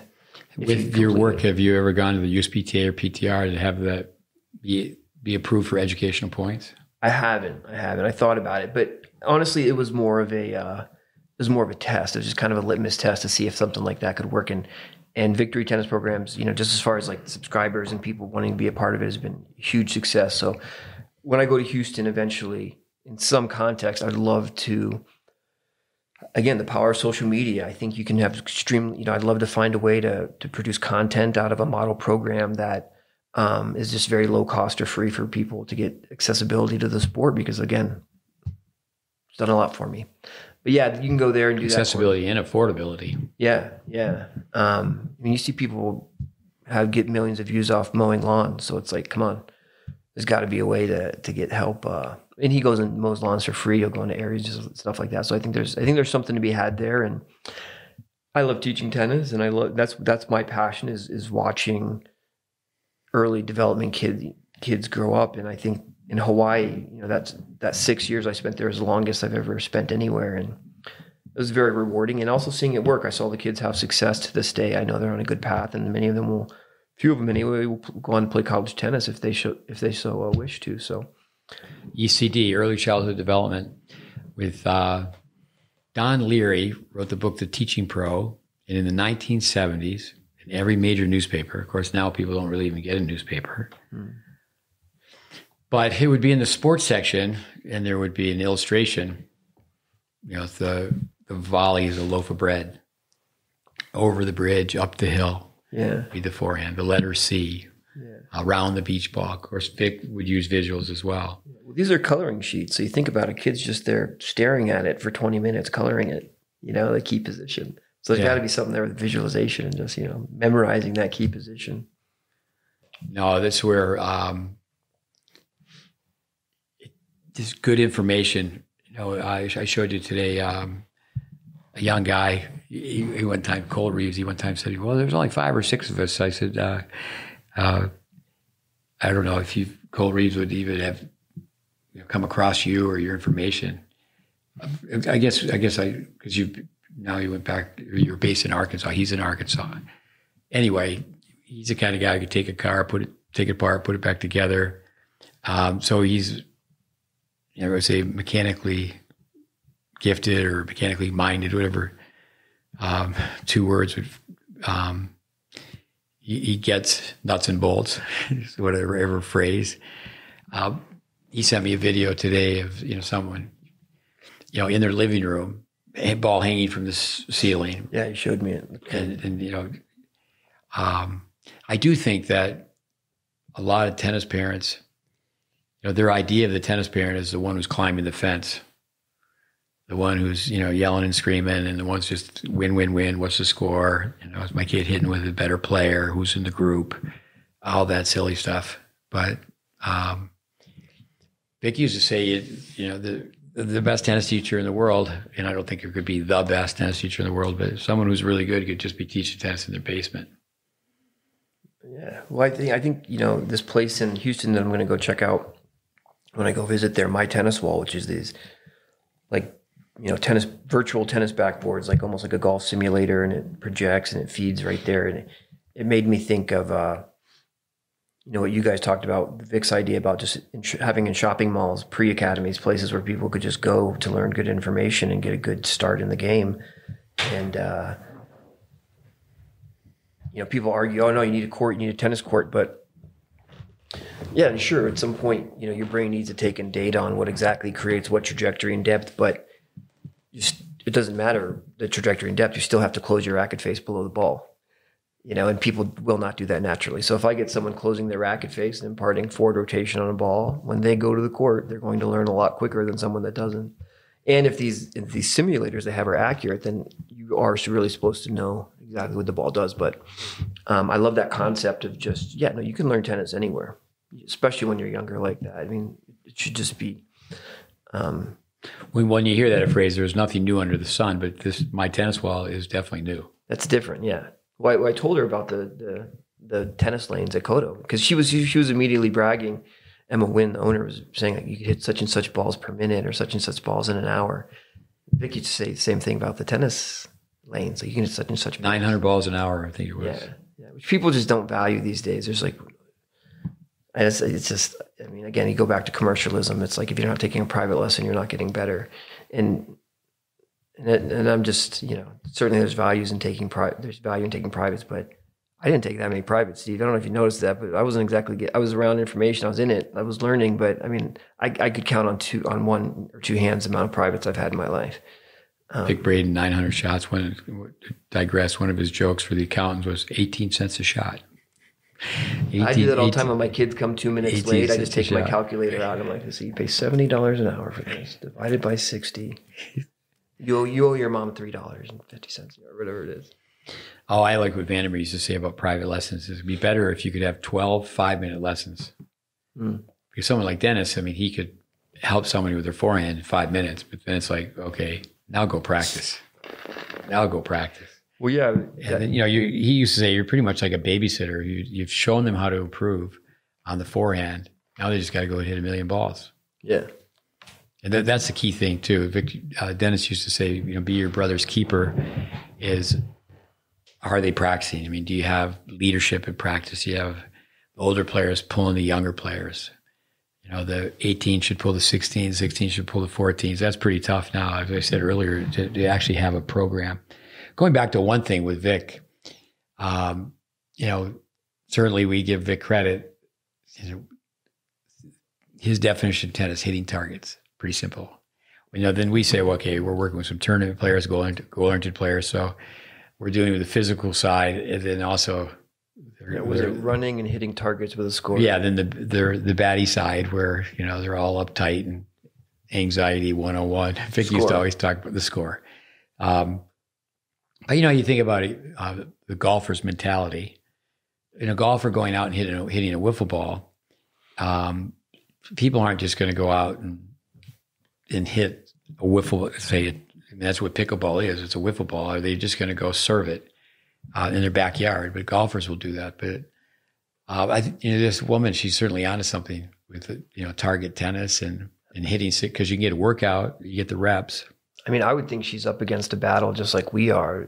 People, and God bless the USTA's heart, but I still go back. They did, I told them about Victory Tennis Programs. They did send me out with this nice pack, with a big duffel bag and some balls and some some small rackets. And I still am so grateful for them supporting that. But they sent out these 3 binders of of drills and books to teach kids through the red stage and then the orange stage and then the yellow stage. And I'm looking through the books and there's all these ball handling drills, but the word ready position isn't in any of the books once. And I'm like, thank you. But I feel like we need a little more than that. So I feel like the battle now is like no technique. You just put them out there. They're going to figure it out on their own. And I always go back to this. I feel like the term game-based has been misappropriated. Like if you go really look up the definition of game-based, all it means is like structuring skill learning in the form of a game to make it more engaging. It doesn't mean you just go out and play the game to learn what you're doing. So I think, for her to do these backboards. And again, at first I thought it was just gamification, like people can come and play virtual tennis. But she seems really interested in having it be an educational, having education combined with that and the branding, which I think is really big. And I think a lot of people might not understand that. And they might be like, no, you have to be on a tennis court running and hitting balls. If you're not running to the ball while you're hitting it, you're not learning. It's like, well, the USTA for the longest time, of course, with the USTA, as you said, good heart, a lot of really great people. And we're going back USTA forever, but in player development, they get in player development in 1987. But the theme, it's not learn to play, it's play to learn. Well, you really can approach it from both sides. But you alluded to this earlier, is Vic did not want anyone to say so many things like, we're going to play today. No, your child's playing today. Wrong pronoun. But also to the word natural. Oh, this kid's got a natural serve. No one just. I mean, if they get the toss out to the right, for example, a right-handed player, some things will come more naturally than others. But people don't just naturally learn how to play. Yeah, I always use the Ben Hogan line from golf: "Do what's unnatural for 10 years, and then you'll be a good golfer." I can remember meeting. It was Gamma Sports. The Gamma, all these things I have to think about, but Gamma merged with Penn at one point, I believe. I have to get my fact checker on this, Andres Barbosa. But anyway, with the president of Gamma, and we had the coloring book and the duffel bag and the cone, but we had back then it was a CD-ROM to teach the parents how to practice at home. And really, before someone ever leaves their garage or their basement, if you did it right, putting up mirrors, hanging a ball from the ceiling, different teaching aids, just like in baseball they have a tee, is you could perfect your swings before you ever step on a tennis court. And then because tennis is so technical, I really think that you need to take 7,200 square feet and turn it into a carnival almost. You could make it convertible where, okay, we have all these teaching aids up. Jeff, for our listeners, he's the one who really put it together with the help of your dad. I believe that it was a labor of love. It was not we were not the mastermind. With the GreatBase was based on the Tennis Mate that was no longer produced, and within the first year, 6 people were making it. And what I was discouraged by, all these teaching pros called me up and how to make money on it, and instead of like when I first met you. It was mandatory for the people I trained. Now, the reason you wouldn't have had one is because you were living in an apartment. But the kids that I was coaching that had a garage, like Austin Krychek's father still has one. And it's basically a GreatBase backboard where the vertical incline. I remember those things that held it together at the middle would break and they're irreplaceable and you were just SOL if it broke. Yeah. Like screw it back together or something. Sometimes they would fit, sometimes they wouldn't. Those were a great training tool, but I remember having some bad experiences with it. Well, certainly it was more complex. It was supposed to be able to be tilted for volleys. Yeah. If people had an indoor setting and it was only one set of hands using it, Richard Boding, who was just here, he introduced me to the Tennis Mate. But I can remember more than one time where my sons didn't move it and the garage door just came down. Now it's all bent and broke, and the life goes on. With, I was told that kids don't use crayons anymore. That can't be true. I had crayons at my tennis centers for my color. I'd print out my coloring sheets and have them like at breaks and camps and stuff. I would definitely have them color. Crayons exist. I don't know if they use them. No, they say they exist, but I mean, I've just been told it's got to be electronic gadget for the kids to be fascinated by it, but I don't believe that. I one time had a gal working for me, and she was a Pied Piper, and I remember a large staff of 20 plus pros, and they're going, "What are you doing having her run ECD?" And it was like, well, we'll see. With Vic Braden, there's no such thing as little strokes for little folks. And as you said, he didn't like progressions. He would use progressions, but he would make sure that, no, you don't want them to do it for a long period of time, because then the brain would be programmed. Sure. I was telling Jeff a story. I was working at the Coda facility, and I was doing some Van Horn balance, and Vic walked by, and he just sat on the deck for a minute and watched me. And some of the coaches said, what were you doing? And because you could be right on the deck and see what, some things were going on. And the coach said, Vic wouldn't want you doing that. So by the end of the day, Vic came up and said, "Hey, I know you work for Welby Van Horn. I want to know everything I can about Welby Van Horn." He's just open for learning. Yeah. Well, that was, it was such an awesome experience at that reunion, getting to talk with Bill Bruns. Tell us, you met him at the reunion at the Kramer Club, right? Yeah. And I recognized him immediately, and I just went right over. I was like, man, I've seen your name a lot, just on all of Vic's books and stuff. And super nice guy, super genuine guy. And, two things that stand out that he mentioned. One was just how impressed he was by Vic, because I guess he had been involved in a lot of different sports and athletes and coaching and stuff like that. He said he'd never met anyone like Vic. Vic's brilliance and how he incorporated humor into what he was doing. He was like, Vic was one of a kind, not just within tennis, but within all the sports that he had experienced, which I think is a huge compliment. But also, he really harped on Vic's activity level, just like how busy Vic was getting stuff done every minute of the day, like how he was always doing something, whether it was traveling or going to this person's house or coaching this lesson or doing this project, that it was just endless. And he was like, he's like, I couldn't get him to sit down and talk, and like talk with me and help me write. I basically just had to turn a recorder on and just follow him around, and he would just like talk for me. We'd talk about tennis, and then I had to like take the information and put it in book form. And so I think about that every time I'm sitting on the couch eating a bag of potato chips, watching TV. I'm like, Vic would not be doing this right now. With at the reunion, Paul McDonald, Mike McLaughlin helped him out. Sure others. It was just this past July, 2 months ago. You had to be the youngest person in the room. Pretty close. Probably by about 35 years. Yeah. Yeah. So, and I'm, and I say that completely respectfully, but it actually felt somewhat good being one of the younger guys there. I say 25. Yeah, sure. My age, 25. Yeah. So 25 to 30. Yeah. And they're all legends, and they're all great people who have huge respect for Vic, and I have huge respect for them.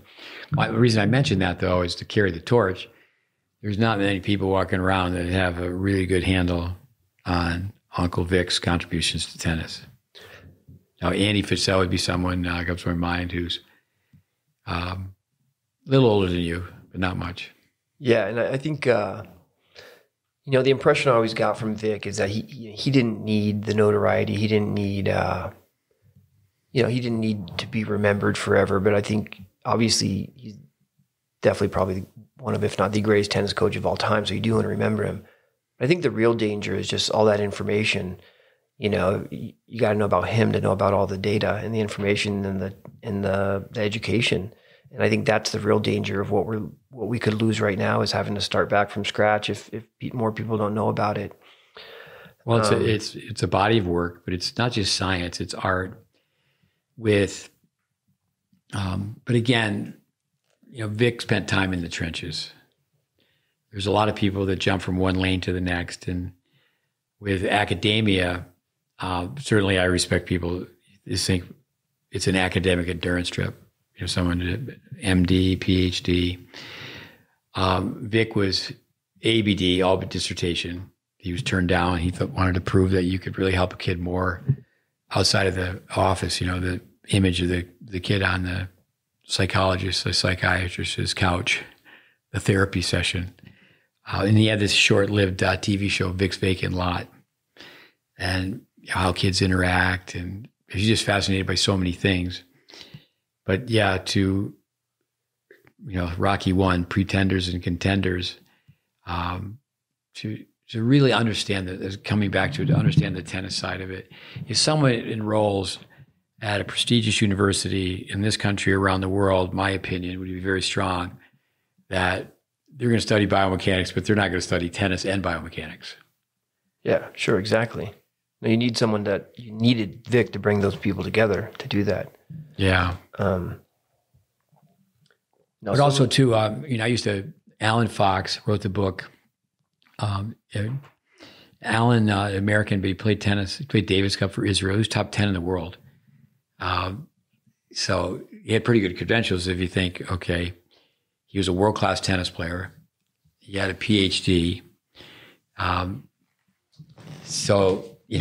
used to write on the board trainings, my students are going to get an associate's degree, be good or be competent. And, hey, Eddie Murphy, what have you done for me lately? But, you give someone a tennis lesson, can they hit it? And that's why it's so important to document. Let me show you, because you get somebody hitting the ball really well. Say people come to visit us, we've got a document, they hit the ball really well, and then they leave and they don't practice.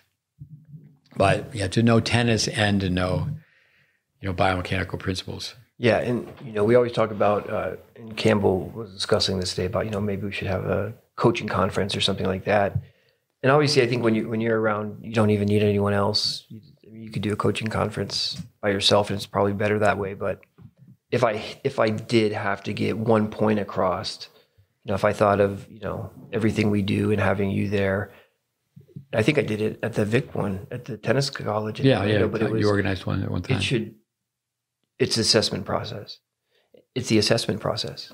Like I think you have a very advanced assessment process, and you have a lot of performance players that come here, and they really need to be. It's like a skills test, all strokes filmed from 3 angles, goal sheet. Consult with the parents. Running, throwing, playing points, the stats. But even like anywhere, just film. If all you did was just film one angle from behind, their forehand, backhand serve. That's all you did. But people don't even do that. There's absolutely no assessments going on, and you dumb it down as much as you have to. But there should be some entry point where you can sit down with the parents and show them something and explain the pathway. Like, so here's where he's at. Here's what we see. Here's what he needs to be. And I feel like a lot of the tension that comes between parents and coaches, where people say, "Oh, parents can't come to practices," or the kid just gets angry. It's because there's no vision for the future. There's no pathway. The parents don't understand what the pathway is. And I think a lot of that even like, you'll certainly get, parents that are characters and probably shouldn't be around practices, but a lot of it to me is caused by just lack of information. There's no clear pathway. So a loss is a loss, and a win is a win, and there's no like reasoning behind anything. So I think, that assessment to go along with the parent consultation and make a plan for a player's development is so important to keep things more logical and keep things smoother and have the player be more successful. Well, I think, the kids' impression, well, I need all this attention. My mom and dad can't help me. I can't help myself. That I need to have a pro. Here's another Bradenism. It's not the attitude problem that causes the engineer problem. It's the engineering problem that causes the attitude problem. 100%. People show up and they're in a good mood, but they have no forehand, they have no backhand. And tennis becomes very frustrated. Yeah, frustrating. You don't want to give kids or parents an excuse to misbehave with coaches, but if you're being told to bang your head against a wall and it's going to help you and you're constantly doing that, I mean, a lot of times you got to forgive them for getting angry because it's like they're just not making progress. They're not getting, it's like they're on a full Western grip swinging, east-west on a tennis court, and then they're being told it's their footwork. It's just not pertinent information that's making real progress in people. So banging your head against the wall. I believe Miami Dolphins, Mercury Morris. We'll have a fact checker on that. Maybe it was one of the Dolphins. It was Bob Hayes. No, that was the Cowboys, I believe. But a gentleman who had the world's record at one time for the 100, and he became a great receiver. And then he had his problems with drugs and alcohol. So he's a speaker at Tyler Junior College, and it was open to the student body, and I was there, and some of my students were there, and he had this huge plastic hammer. I mean, huge, as big as this table, almost half the size of this table. And one was blue and one was yellow. The blue represented drugs, and the yellow represented alcohol. And so he had these two. It didn't hurt them, but they sat on stage and they started getting hit over the head with the blue hammer, and then he started hitting them over with the red hammer. They took both hands. He was hitting them both at the same time, just to illustrate his point. So obviously, how's it go with booze you lose, with dope there's no hope. But what people are told on how to hit a tennis ball, it's like, are you kidding me? That's one of my lines. I know juniors have made fun of me. They do impressions, my walk and this. Are you kidding me? But it's like we laugh, but that's one thing about comedy is a definition is comedy is tragedy with time. Someone comes to see us. They have a palm up serve. They've got a pizza position serve, logically, intelligently, aiming straight ahead. And as a result, they're pulling the racket down. They're imparting underspin. I mean, they're ready to go work at Pizza Hut. And you ask them what they're working on, and they go, a pinpoint stance. Yeah. And it's like, that's just utter incompetency. Yeah. No. And I think, a lot of times, and I'm not, actually, I don't do this, but I see other people, become very critical of tennis teaching and certain governing bodies. And a lot of people are like, well, you're just being negative. We all need to work together to make things work. And it's like, well, yeah, maybe in some situations, but at a certain point, being positive is toxic. I mean, if a tidal wave is coming about to hit you, and you're just like, yeah, it's probably going to be okay. The invisible tsunami. The invisible tsunami. It's like, well, yeah, you could stay positive. It's not going to change the fact that tennis is in some trouble. But I think, I think that the no information is which is worse, bad information or no information. It's like, it's an unintuitive sport, so you're not going to figure it out on your own usually. And I think that's a state we're in now. Like the unbelievably smart and gifted and athletic kind of figure it out, and they get pretty good. Whereas everyone else is just kind of left to pancake their serve in and scoop the ball over the net. Well, years ago, the kid who just would hit the backboard, hit the ball straight, comes back straight. I hit against the wall. I'm going to aim to the wall. I'm not going to miss the wall. Yeah. But then the kid who's out there, okay, I'm going to turn the doorknob as soon as I get to the forehand point for the contact point. And basically today, I would say most tennis conversations don't go past the forehand. The people watch what we do. They look at the forehand and go, those guys are idiots. Yeah. That's not the modern game. Yeah. And I don't know if, maybe we just should accept that tennis doesn't have to be the biggest sport, because it is hard and is challenging, and maybe a lot of people don't like challenges and don't like that it's hard.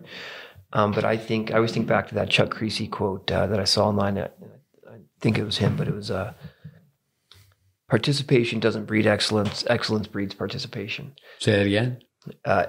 Participation doesn't breed excellence. Excellence breeds participation. In other words, if Taylor Fritz could have won that U.S. Open, we would have seen more people get in tennis in the U.S., And luckily he got to the final, so hopefully that helps. But, if you start to get these players dominating and people get excited about that, people get into it. I mean, and you're going to see more people want to play tennis. For our listeners, Jeff, obviously, and I, 30 years, I had a lot of conversations. One would be incompetency. Pros can protect one another. Maybe we were in Sweden, maybe we were in Slovenia, pick the letter S, but here in the U.S., pick the letter S, maybe Seattle, Syracuse, Shreveport, and it could be anywhere, any town in USA. And the industry norm, what we do is not the industry norm. And it's amazing today to film someone and say, that's not the industry norm. We're now with people having a telephone in their pocket. And, we do it all the time where you take 3 kids. One is the tosser, one's the hitter, one's the filmer. And then go break it down where it's kind of like the form of the Khan Academy. Remove the teacher from it. I mentioned Cole Reeves that it's not rocket science. You want the ball, how's it go? Circular swing for circular spin. The spin is an indicator of your swing. Those are the Bradenisms. Yeah. Are you hitting true topspin? Yeah. You'd think it'd be pretty logical. But no, I think my big thing with, I'm not going to call it any particular governing body, but I just notice, like, I'm having success developing players. They're hitting the ball well. They're achieving goals. They're coming back for more fun. And I'm not doing it the way that people are telling me to do it and would want to see it done, which is fine. But then I'm kind of being insisted that I don't do it that way and that I'm doing it wrong and that I'm endangering children and that I'm like harming kids by doing it this way. And it's like, all right, everyone, let's take a step back. Look, I understand you want me to adopt your method, but don't come at me and say that my method is hurting children. So I think I think that's one of the things. It's like, just leave me alone then. Just let me alone, do my thing. Because it's so radically different. No information versus, and I don't even consider myself I think I've dumbed things down as much as humanly possible. And it's like, and there's still advanced concepts, but I'm just like, I do think kids should be introduced to topspin very early. I think a lot of pros disagree with that. It's like, and I've actually talked to people like, oh, so you want them to get all spinny and forearmy? I'm like, I didn't say that. I'm saying if you watched Sabalenka hit the flattest and hardest ball that she did in the entire final, there would still be massive amounts of rotation on that ball. And it's fundamental to the sport. And kids aren't stupid.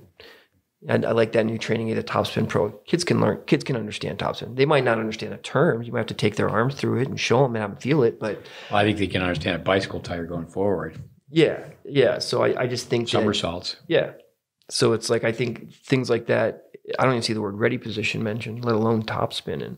And I just don't think I deserve to be ridiculed and told that, and kind of cast out of our industry because I'm teaching kids to hit topspin, Do you get old school? People, I think with your humor, your presentation being younger, you might not get that certainly like I would. Well, plus you got a good head of hair, You say that, but it's thinning so much, Steve. But do you get old school, too mechanical, too stiff, too robotic? Yeah, again, I kind of keep to myself these days. I just take my kids off on the court and they just hit the ball well. Nobody really sees my process too much, unless they are on my social media, and then they can see it a little bit. And I just get, right now, I think the big thing is just, again, misappropriating those learning terms like game-based and athlete-centered and whatever. And they say that's just not how kids learn. They got to run and hit the ball. And I'm just like, so you can't take, you have 15 years to learn how to play and you're telling me you can't take, 6 months and just be still and learn how to hit a ball, first of all. Secondly, I would think that the best tennis players are the ones that are moving the least when they strike the ball. They have the most control of their center of gravity. They have the best ground reaction force. So when I teach a player to be still and learn to hit a ball, it's actually the best, it's what they're trying to recreate when they really play. But anyways. I like the term that really in a lot of ways makes no sense. They look so quiet when they hit. Yeah. With if someone can't swim, even if you don't know much about swimming, but they look like a drowning fish, okay, that person, they're in trouble. Yeah. Even I know you spent some time at the beach and go to the ocean, is that will draw attention supposedly to the creatures of the sea when you're out there and you're splashing in water. With coming back to this game-based, it's a moneymaker. It's fun. Let's just make it fun. You can go to a conference. I've certainly been to a bunch.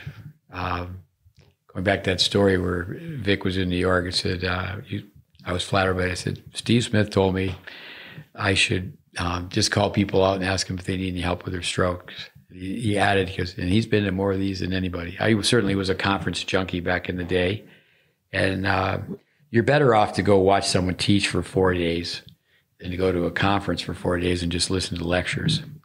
Yeah, well, I like to think that the intention is good behind Learn Tennis Fast and get into it to try to get more people. I mean, it's intuitive. It makes sense. Let's really make this thing look easy. But to me, it's like false marketing. It's like clicking on an ad for underwear and landing on a pizza store. You're just not breaking to people the truth about the sport. So I like to think the intention is good, but I think these people should be marketers. I think your job is not telling us how to teach tennis. People have had success in developing that. I think like the USTA, for example, they've done, I think back to like the Cartoon Network stuff where they partnered with like Scooby-Doo. Scooby-Doo, yeah. Where they had it was just like, just be brilliant marketers. That's what we need you to do. Don't, break into the realm of telling us. That reminds me, I was at a function one time in Michigan and working with a coach by the name of Joe Fodell. And we were assigned to teach. And there was a guy dressed up in a Scooby-Doo outfit. And I was teaching him how to hit a forehand. 3/8 system balance, high-low high. And I've got photos of that somewhere. But one thing that's gone away is form-based or static balance, standing in one place. But I've always said is if you could combine game-based and form-based and call it, come up with a name for it, complete training. Tell me what your thoughts are on game-based. In other words, you can make everything a game. Yeah, well, right? It'd actually be interesting to say on the podcast because maybe somebody will correct me or say they came up with it. Maybe you taught it to me. But I'll do this game, tennis soccer. I love tennis soccer. I use tennis soccer all the time. And it's basically just you have one young student, one newer student. It's a developmental drill, and you drop a ball, and they try to take a good swing at it, and they have to hit it between two cones. And there can be another kid on the other side just trying to block and stop the ball from going through the cones. And the kid hitting it is on balance. It's static. They're learning the stroke, the very counterintuitive stroke of tennis. And it's a game. They like trying. Now you got to remind them, hey, the goal doesn't count unless you take a good swing. Because anytime you introduce something like that, they're going to want to just make the goal. So you got to make it, you got to make sure you're monitoring it. But no, there's lots of different learning models now. And there's even more learning models that are more dynamic. But going all the way back to Fitz and Posner, who developed like the very first, motor skill learning model is still say their name again. Fitz and Posner. I don't remember the year, but it was a long time ago. And they just had 3 stages of development. I don't even remember the next 2, but the first one is a cognitive stage of development. There's a stage of learning, and no matter what new model of learning you look at, there's a cognitive stage where that includes information transfer. It includes slow, deliberate movements to absorb the information and to practice it. And, and it's like to think my job doesn't involve teaching or giving information. I wouldn't be in tennis teaching. If my job was to like go herd cats and have them push a ball with their racket around and like, all right, everyone, thanks, have a good day.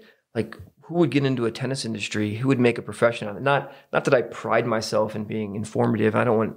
And I do think my goal is to make players independent thinkers where they're not reliant on me. But to think that my job was simply to just push, run, babysit kids, I wouldn't be in the industry right now. So no, a cognitive stage, there's got to be information transfer. And then there's that is the second stage, associative, where they take that information and they start gathering their own data from it. Okay, look at what that ball did. Okay, look at it. And then there's that independence. But there's no learning model in any area, which is just go out there and play it. You're going to figure it out. And I'm going to guide you. Hey, close the racket face.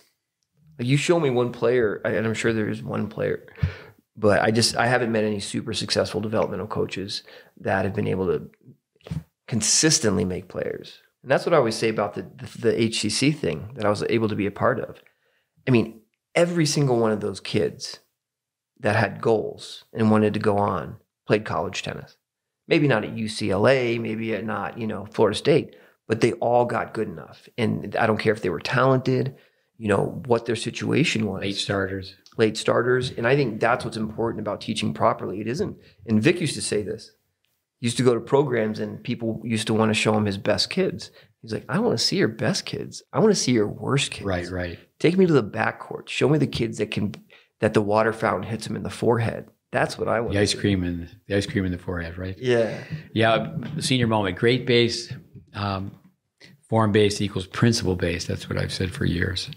Got to remember what I don't remember.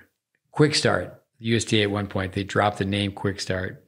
I wrote an article. It's not a quick start. It's the right start. And it was Richard Hernandez who came up with, he just said it in a conversation, tennis needs a GreatBase initiative. I'm always starting with the alphabet. This is the sound and shape of A. Can we move on to B? Can we agree that water runs downhill, not uphill? Can we agree that the tennis court's a rectangle? But it's a wild, wild west. And actually, pickleball right now, it's like tennis was in the 70s. So there's a lot of people who just said, forget tennis. I'm going with pickleball because they can make more money in it. And they're going where the dollars are. And people are, people are making it up as they go along with the pickleball. Well, I think tennis has to take some cred for that, of just not distributing money enough good among more players. And I think that's a problem with tennis, is that I don't feel bad that, a guy has to go play pickleball. I mean, he's not doing it to get rich. He's doing it because has bad knees and a bad back and he can't stay on the tour anymore. And if he can go make a good living and puts food on the table for his family playing pickleball, then he's got to do what he's got to do, So I don't feel bad at all. And I don't know, I haven't delved much into the distribution of money in pro tennis, but I don't hold it against him a lot of times, But it's actually pickleball and racquetball, I believe 1967, 1968. Pickleball has been around a long time, but just here in recent years, it's really exploded. I always say it represents American society.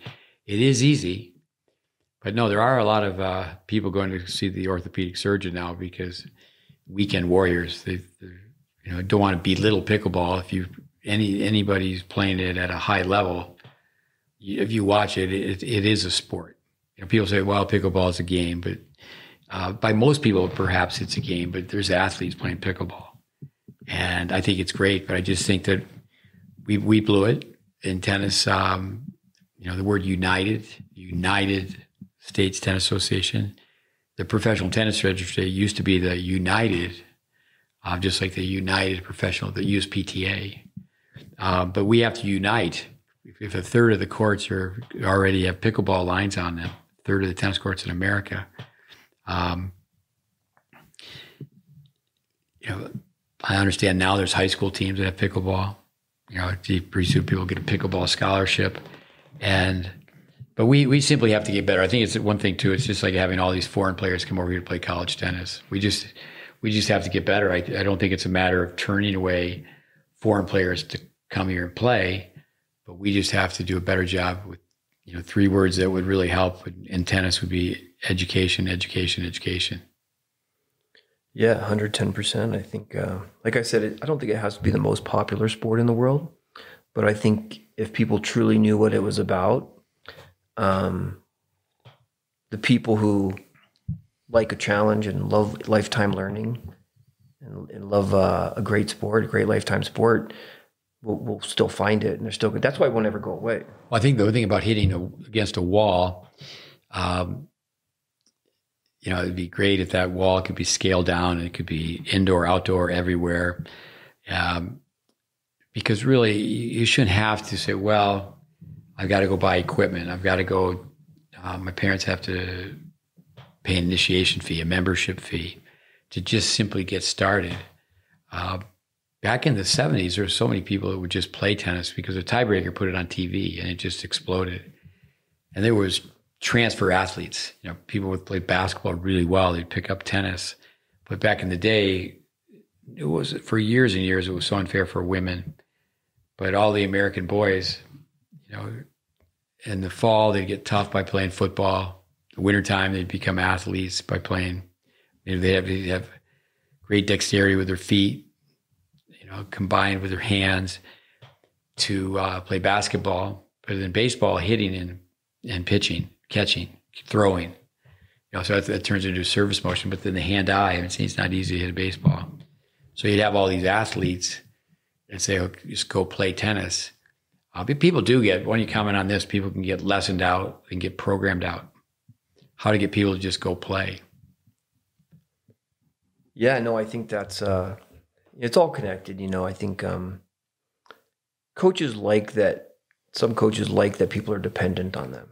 They like to think that they need that private, and that they need more information on the next time. So I think it's actually, and a lot of people who like to learn think they need that too. So I think a lot of times, and I've said this to plenty of students, I see them every week, twice a week for their private. And after a month, I'm like, can you just go do something else? Can you go find a friend to play with? Can you go hit on the ball machine? Can you just, it's almost like people become dependent on the coach. And I think some coaches like that, obviously for their checkbook, but also for their ego. But no, your goal is to make people independent thinkers. So your goal should be to, again, unless they're out there for you're hitting and they want to get a workout. If you've given someone a private lesson every week for 15 years, you're probably doing something wrong, because the goal of the private lesson is to make them improve so they don't need you anymore. So I think... well, you're definitely pricing people out. Yeah. Yeah, with, the Bradyism, independent thinker and problem solver. But I do think for the listeners, it's a challenge where walls, practice backboards are not being built anymore, where I just got to go hit balls. But then also, get on the phone, call people up. You feed me balls, I'll feed you balls. You toss me 10, I'll toss you 10. And then actually to have a practice partner. Most people, who do you do baskets with? Going way back when you and Riley DeHart would hang out, you were there before the program and after the program. That's how does someone become a really good basketball player? Anything, you got to do the extra. You got to live it. Yeah, and like I said, I don't remember it being work. It was just, a passion for me. And I think having fun with your kids out there, exposure, getting them to pro tournaments, college tournaments, finding ways to trick and motivate them. You can't make their aptitude and interest be tennis, but you can help find ways to stimulate their appreciation for it. Maybe I feel like bringing a kid to a pro tournament, they go, it's like watching superheroes. I'm like, well, you see how hard and fast the ball goes. And I think for parents, this can work. It's a suggestion. Let the child pick a sport and the parents pick a sport. Now, everybody should have the privilege to learn how to swim. That's a life-saving skill. But with the parents, a lot of times people aren't going to pick tennis. Tennis is a knockout sport. It's a lonely sport. How is it said where a kid loses a tennis match? Kid loses a soccer game along with their teammates. Pretty soon they're at Pizza Hut and they're all laughing. But a kid loses a tennis match, they get in the car with the parents and have that ride home, and it's a knockout tournament. And there's a lot of kids, this is a fact, that they sign up for tournaments before they're ready, and that's a mistake. But as you mentioned, the term, the consumer is not educated. To rally a ball back and forth, people can kick a soccer ball back and forth to a certain level, but they can't just overnight at the same rate rally a tennis ball back and forth. It's a different kind of sport. And I did this a lot more out of necessity on the big island of Hawaii, because there's not that many people. But obviously there's safety concerns. You got to supervise it. But I think mixing adults and kids. You said it before. Why would you fly halfway across the country to play another 12-year-old when there's a 16 or a 22-year-old that'd kick your butt right here around the corner? I think if people really understood myelin, we watched, and we've watched a few players where I watch them play, and you could tell they just haven't been challenged enough. And I think, once you do have the skills, and you're obviously always getting tuned up, but going out, and like I said about Florida, every weekend I got annihilated. Just crying in my mom's passenger seat, like, I stink. She's like, no, you got this. No, I suck. No, you got this. And then I'm like, I'm done with tennis. And 2 days later, I come to the club. I'm like, all right, let's go. So maybe a lot of it has to do with your grit and how much you can take. But there's plenty of people around to help, develop your players. So I think you can be creative with that. But Wayne Bryan, the father of the twins, understand they're up to be in the Hall of Fame, International Tennis Hall of Fame. They most definitely should go in on the first ballot. With Wayne say, well, just go out your front door and walk around the block. Who can you play? And you get on your bicycle. And okay, then you got to get in your mom's car. You don't have to get on an airplane. How many matches do you play at the end of the year? There's so many things you could do from a creative standpoint, like doubles. We're going to have a deuce court doubles tournament, one-on-one. Of course, Ed Grass from Tampa, one-on-one doubles. We tell teams to do it all the time. Okay, deuce court to deuce court, you have to survive both balls. Ad court, who's the best in the ad court? All the different mini tennises with, you can even play one bounce doubles. We play one bounce singles. Let's just have some fun. Serve underhand and just go to the net. Everybody just goes in. And it's really sad to see all these years go by where there's so many things that are going away. You watch people play and they're not hitting volleys. They're not going forward. We're going to have a doubleheader with Jeff. He's been here for, as we've said, almost a week, and it was great. It's been great to have you here. We watched a lot of U.S. Open. So that was unplanned. That just happened. Yeah, for sure. Let's talk about the U.S. Open. But let's wrap this up. If you're going to write something on the bathroom wall and hope some tennis person is going to come along and read it, what would you write? Yeah, well, I think honestly, if there was, say if I think of 3 things that people watching or listening could take with this to help improve the game of tennis. One, I think, is go through the courses online. Everyone says they're going to do it. So few people actually have. Well, with that, and you've been around a long time. Our courses, and I know you have courses with Ryan Reedy is somebody 2-minute tennis. I mentioned Greg Lesor. There's Malhar Malley now, an Australian that we trained, giving out good content. But back in the day when we had a server and Tennis Intelligence applied this 25-hour course, more Americans signed up for it, but more Serbians at one point. More Americans had signed up for it, but more Serbians had completed it. Interesting. Yeah. So it's good to have that data and the analytics. But in line with that, share this podcast. Share it with a friend. Tell someone else about the good news of the GreatBase initiative. But just go become informed consumers. And then I think I would like to see everyone have a goal of taking your kid or your student out, go buy some red balls from Target, and go to the local pickleball court and start teaching someone how to play tennis on a pickleball court with that information.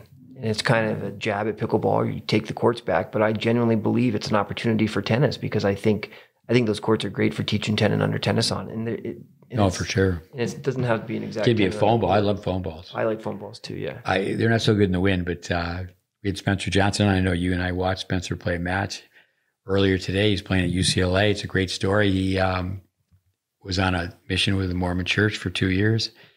Didn't play. No one thought he was going to play. He was a freshman of the year in the Pac-12. I'll share so many of the comments that you made. It's very good to know somebody for 30 years who loves tennis like you do, and just sit and watch somebody. Spencer Johnson, I've known him over 10 years, playing a match. But asking, he's from Salt Lake, high altitude, he didn't stay in the pocket. The things that you saw him do at a very early age. But with pickleball, it's here. I think with Spencer with the foam balls, on a podcast, he goes, I think he has to do it for 2 hours. But you can hit with anybody. Get in position and work out your legs. It's just body squat. Get there, set, uncoil, lift. It doesn't matter what you're doing. If you're moving for 2 hours and you're taking good swings, obviously that's not something you do for preparing for a match for the next day. But there's a term, There's so many forms of tennis, touch tennis, mini tennis, on and on, spec tennis, light tennis. Take your tennis rackets and go to a pickleball court with foam balls. Yeah.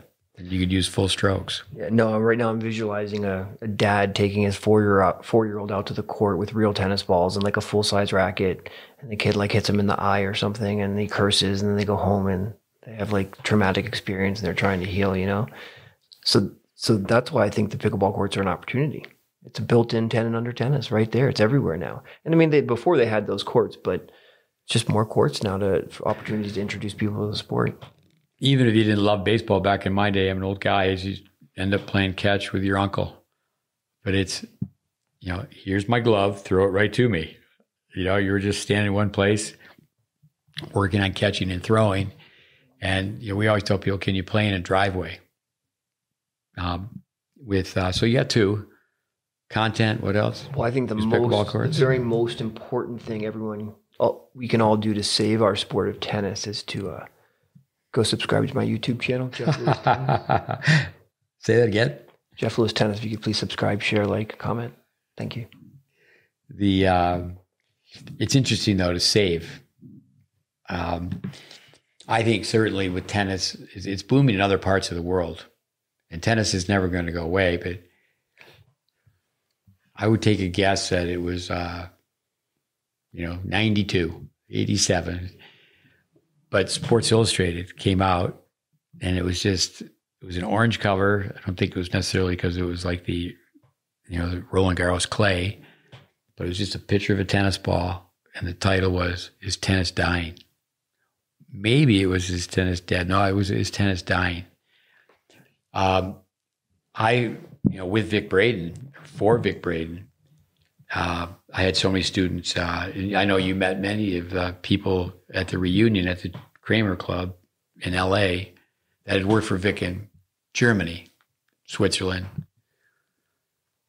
Marbella, Spain. But there was a boom in Germany with Graf and Becker. Graf and Becker.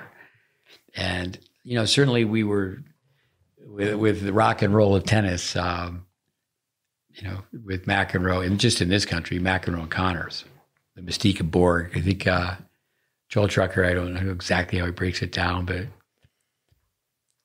I think maybe he calls Jimmy Connors Elvis. He was the king. And then Borg, Beatlemania, all the girls shaved. There was Connors and there was Borg. And then McEnroe came along, he was the Rolling Stones. I think I might have that right, but but tennis just exploded. But Vandermeer said, if you can get someone to rally, they'll fall in love with it. If they can just get so they can rally. Yeah. And those people who listen to us and know that, okay, we've got a pretty good corner on technique, get people to rally. Yeah. Get people to have fun, hitting the ball back and forth. And Vic Braden, who loved basketball, he used to say that was his number one sport, his favorite sport. But he would say, it doesn't matter. You don't have to be on a basketball team. Just get out on the driveway and dribble. Put up a rim, have some fun. Yeah. Just get some activity. I don't think there's, if you break it down to a lot of the core principles of technique, there's not that much to it.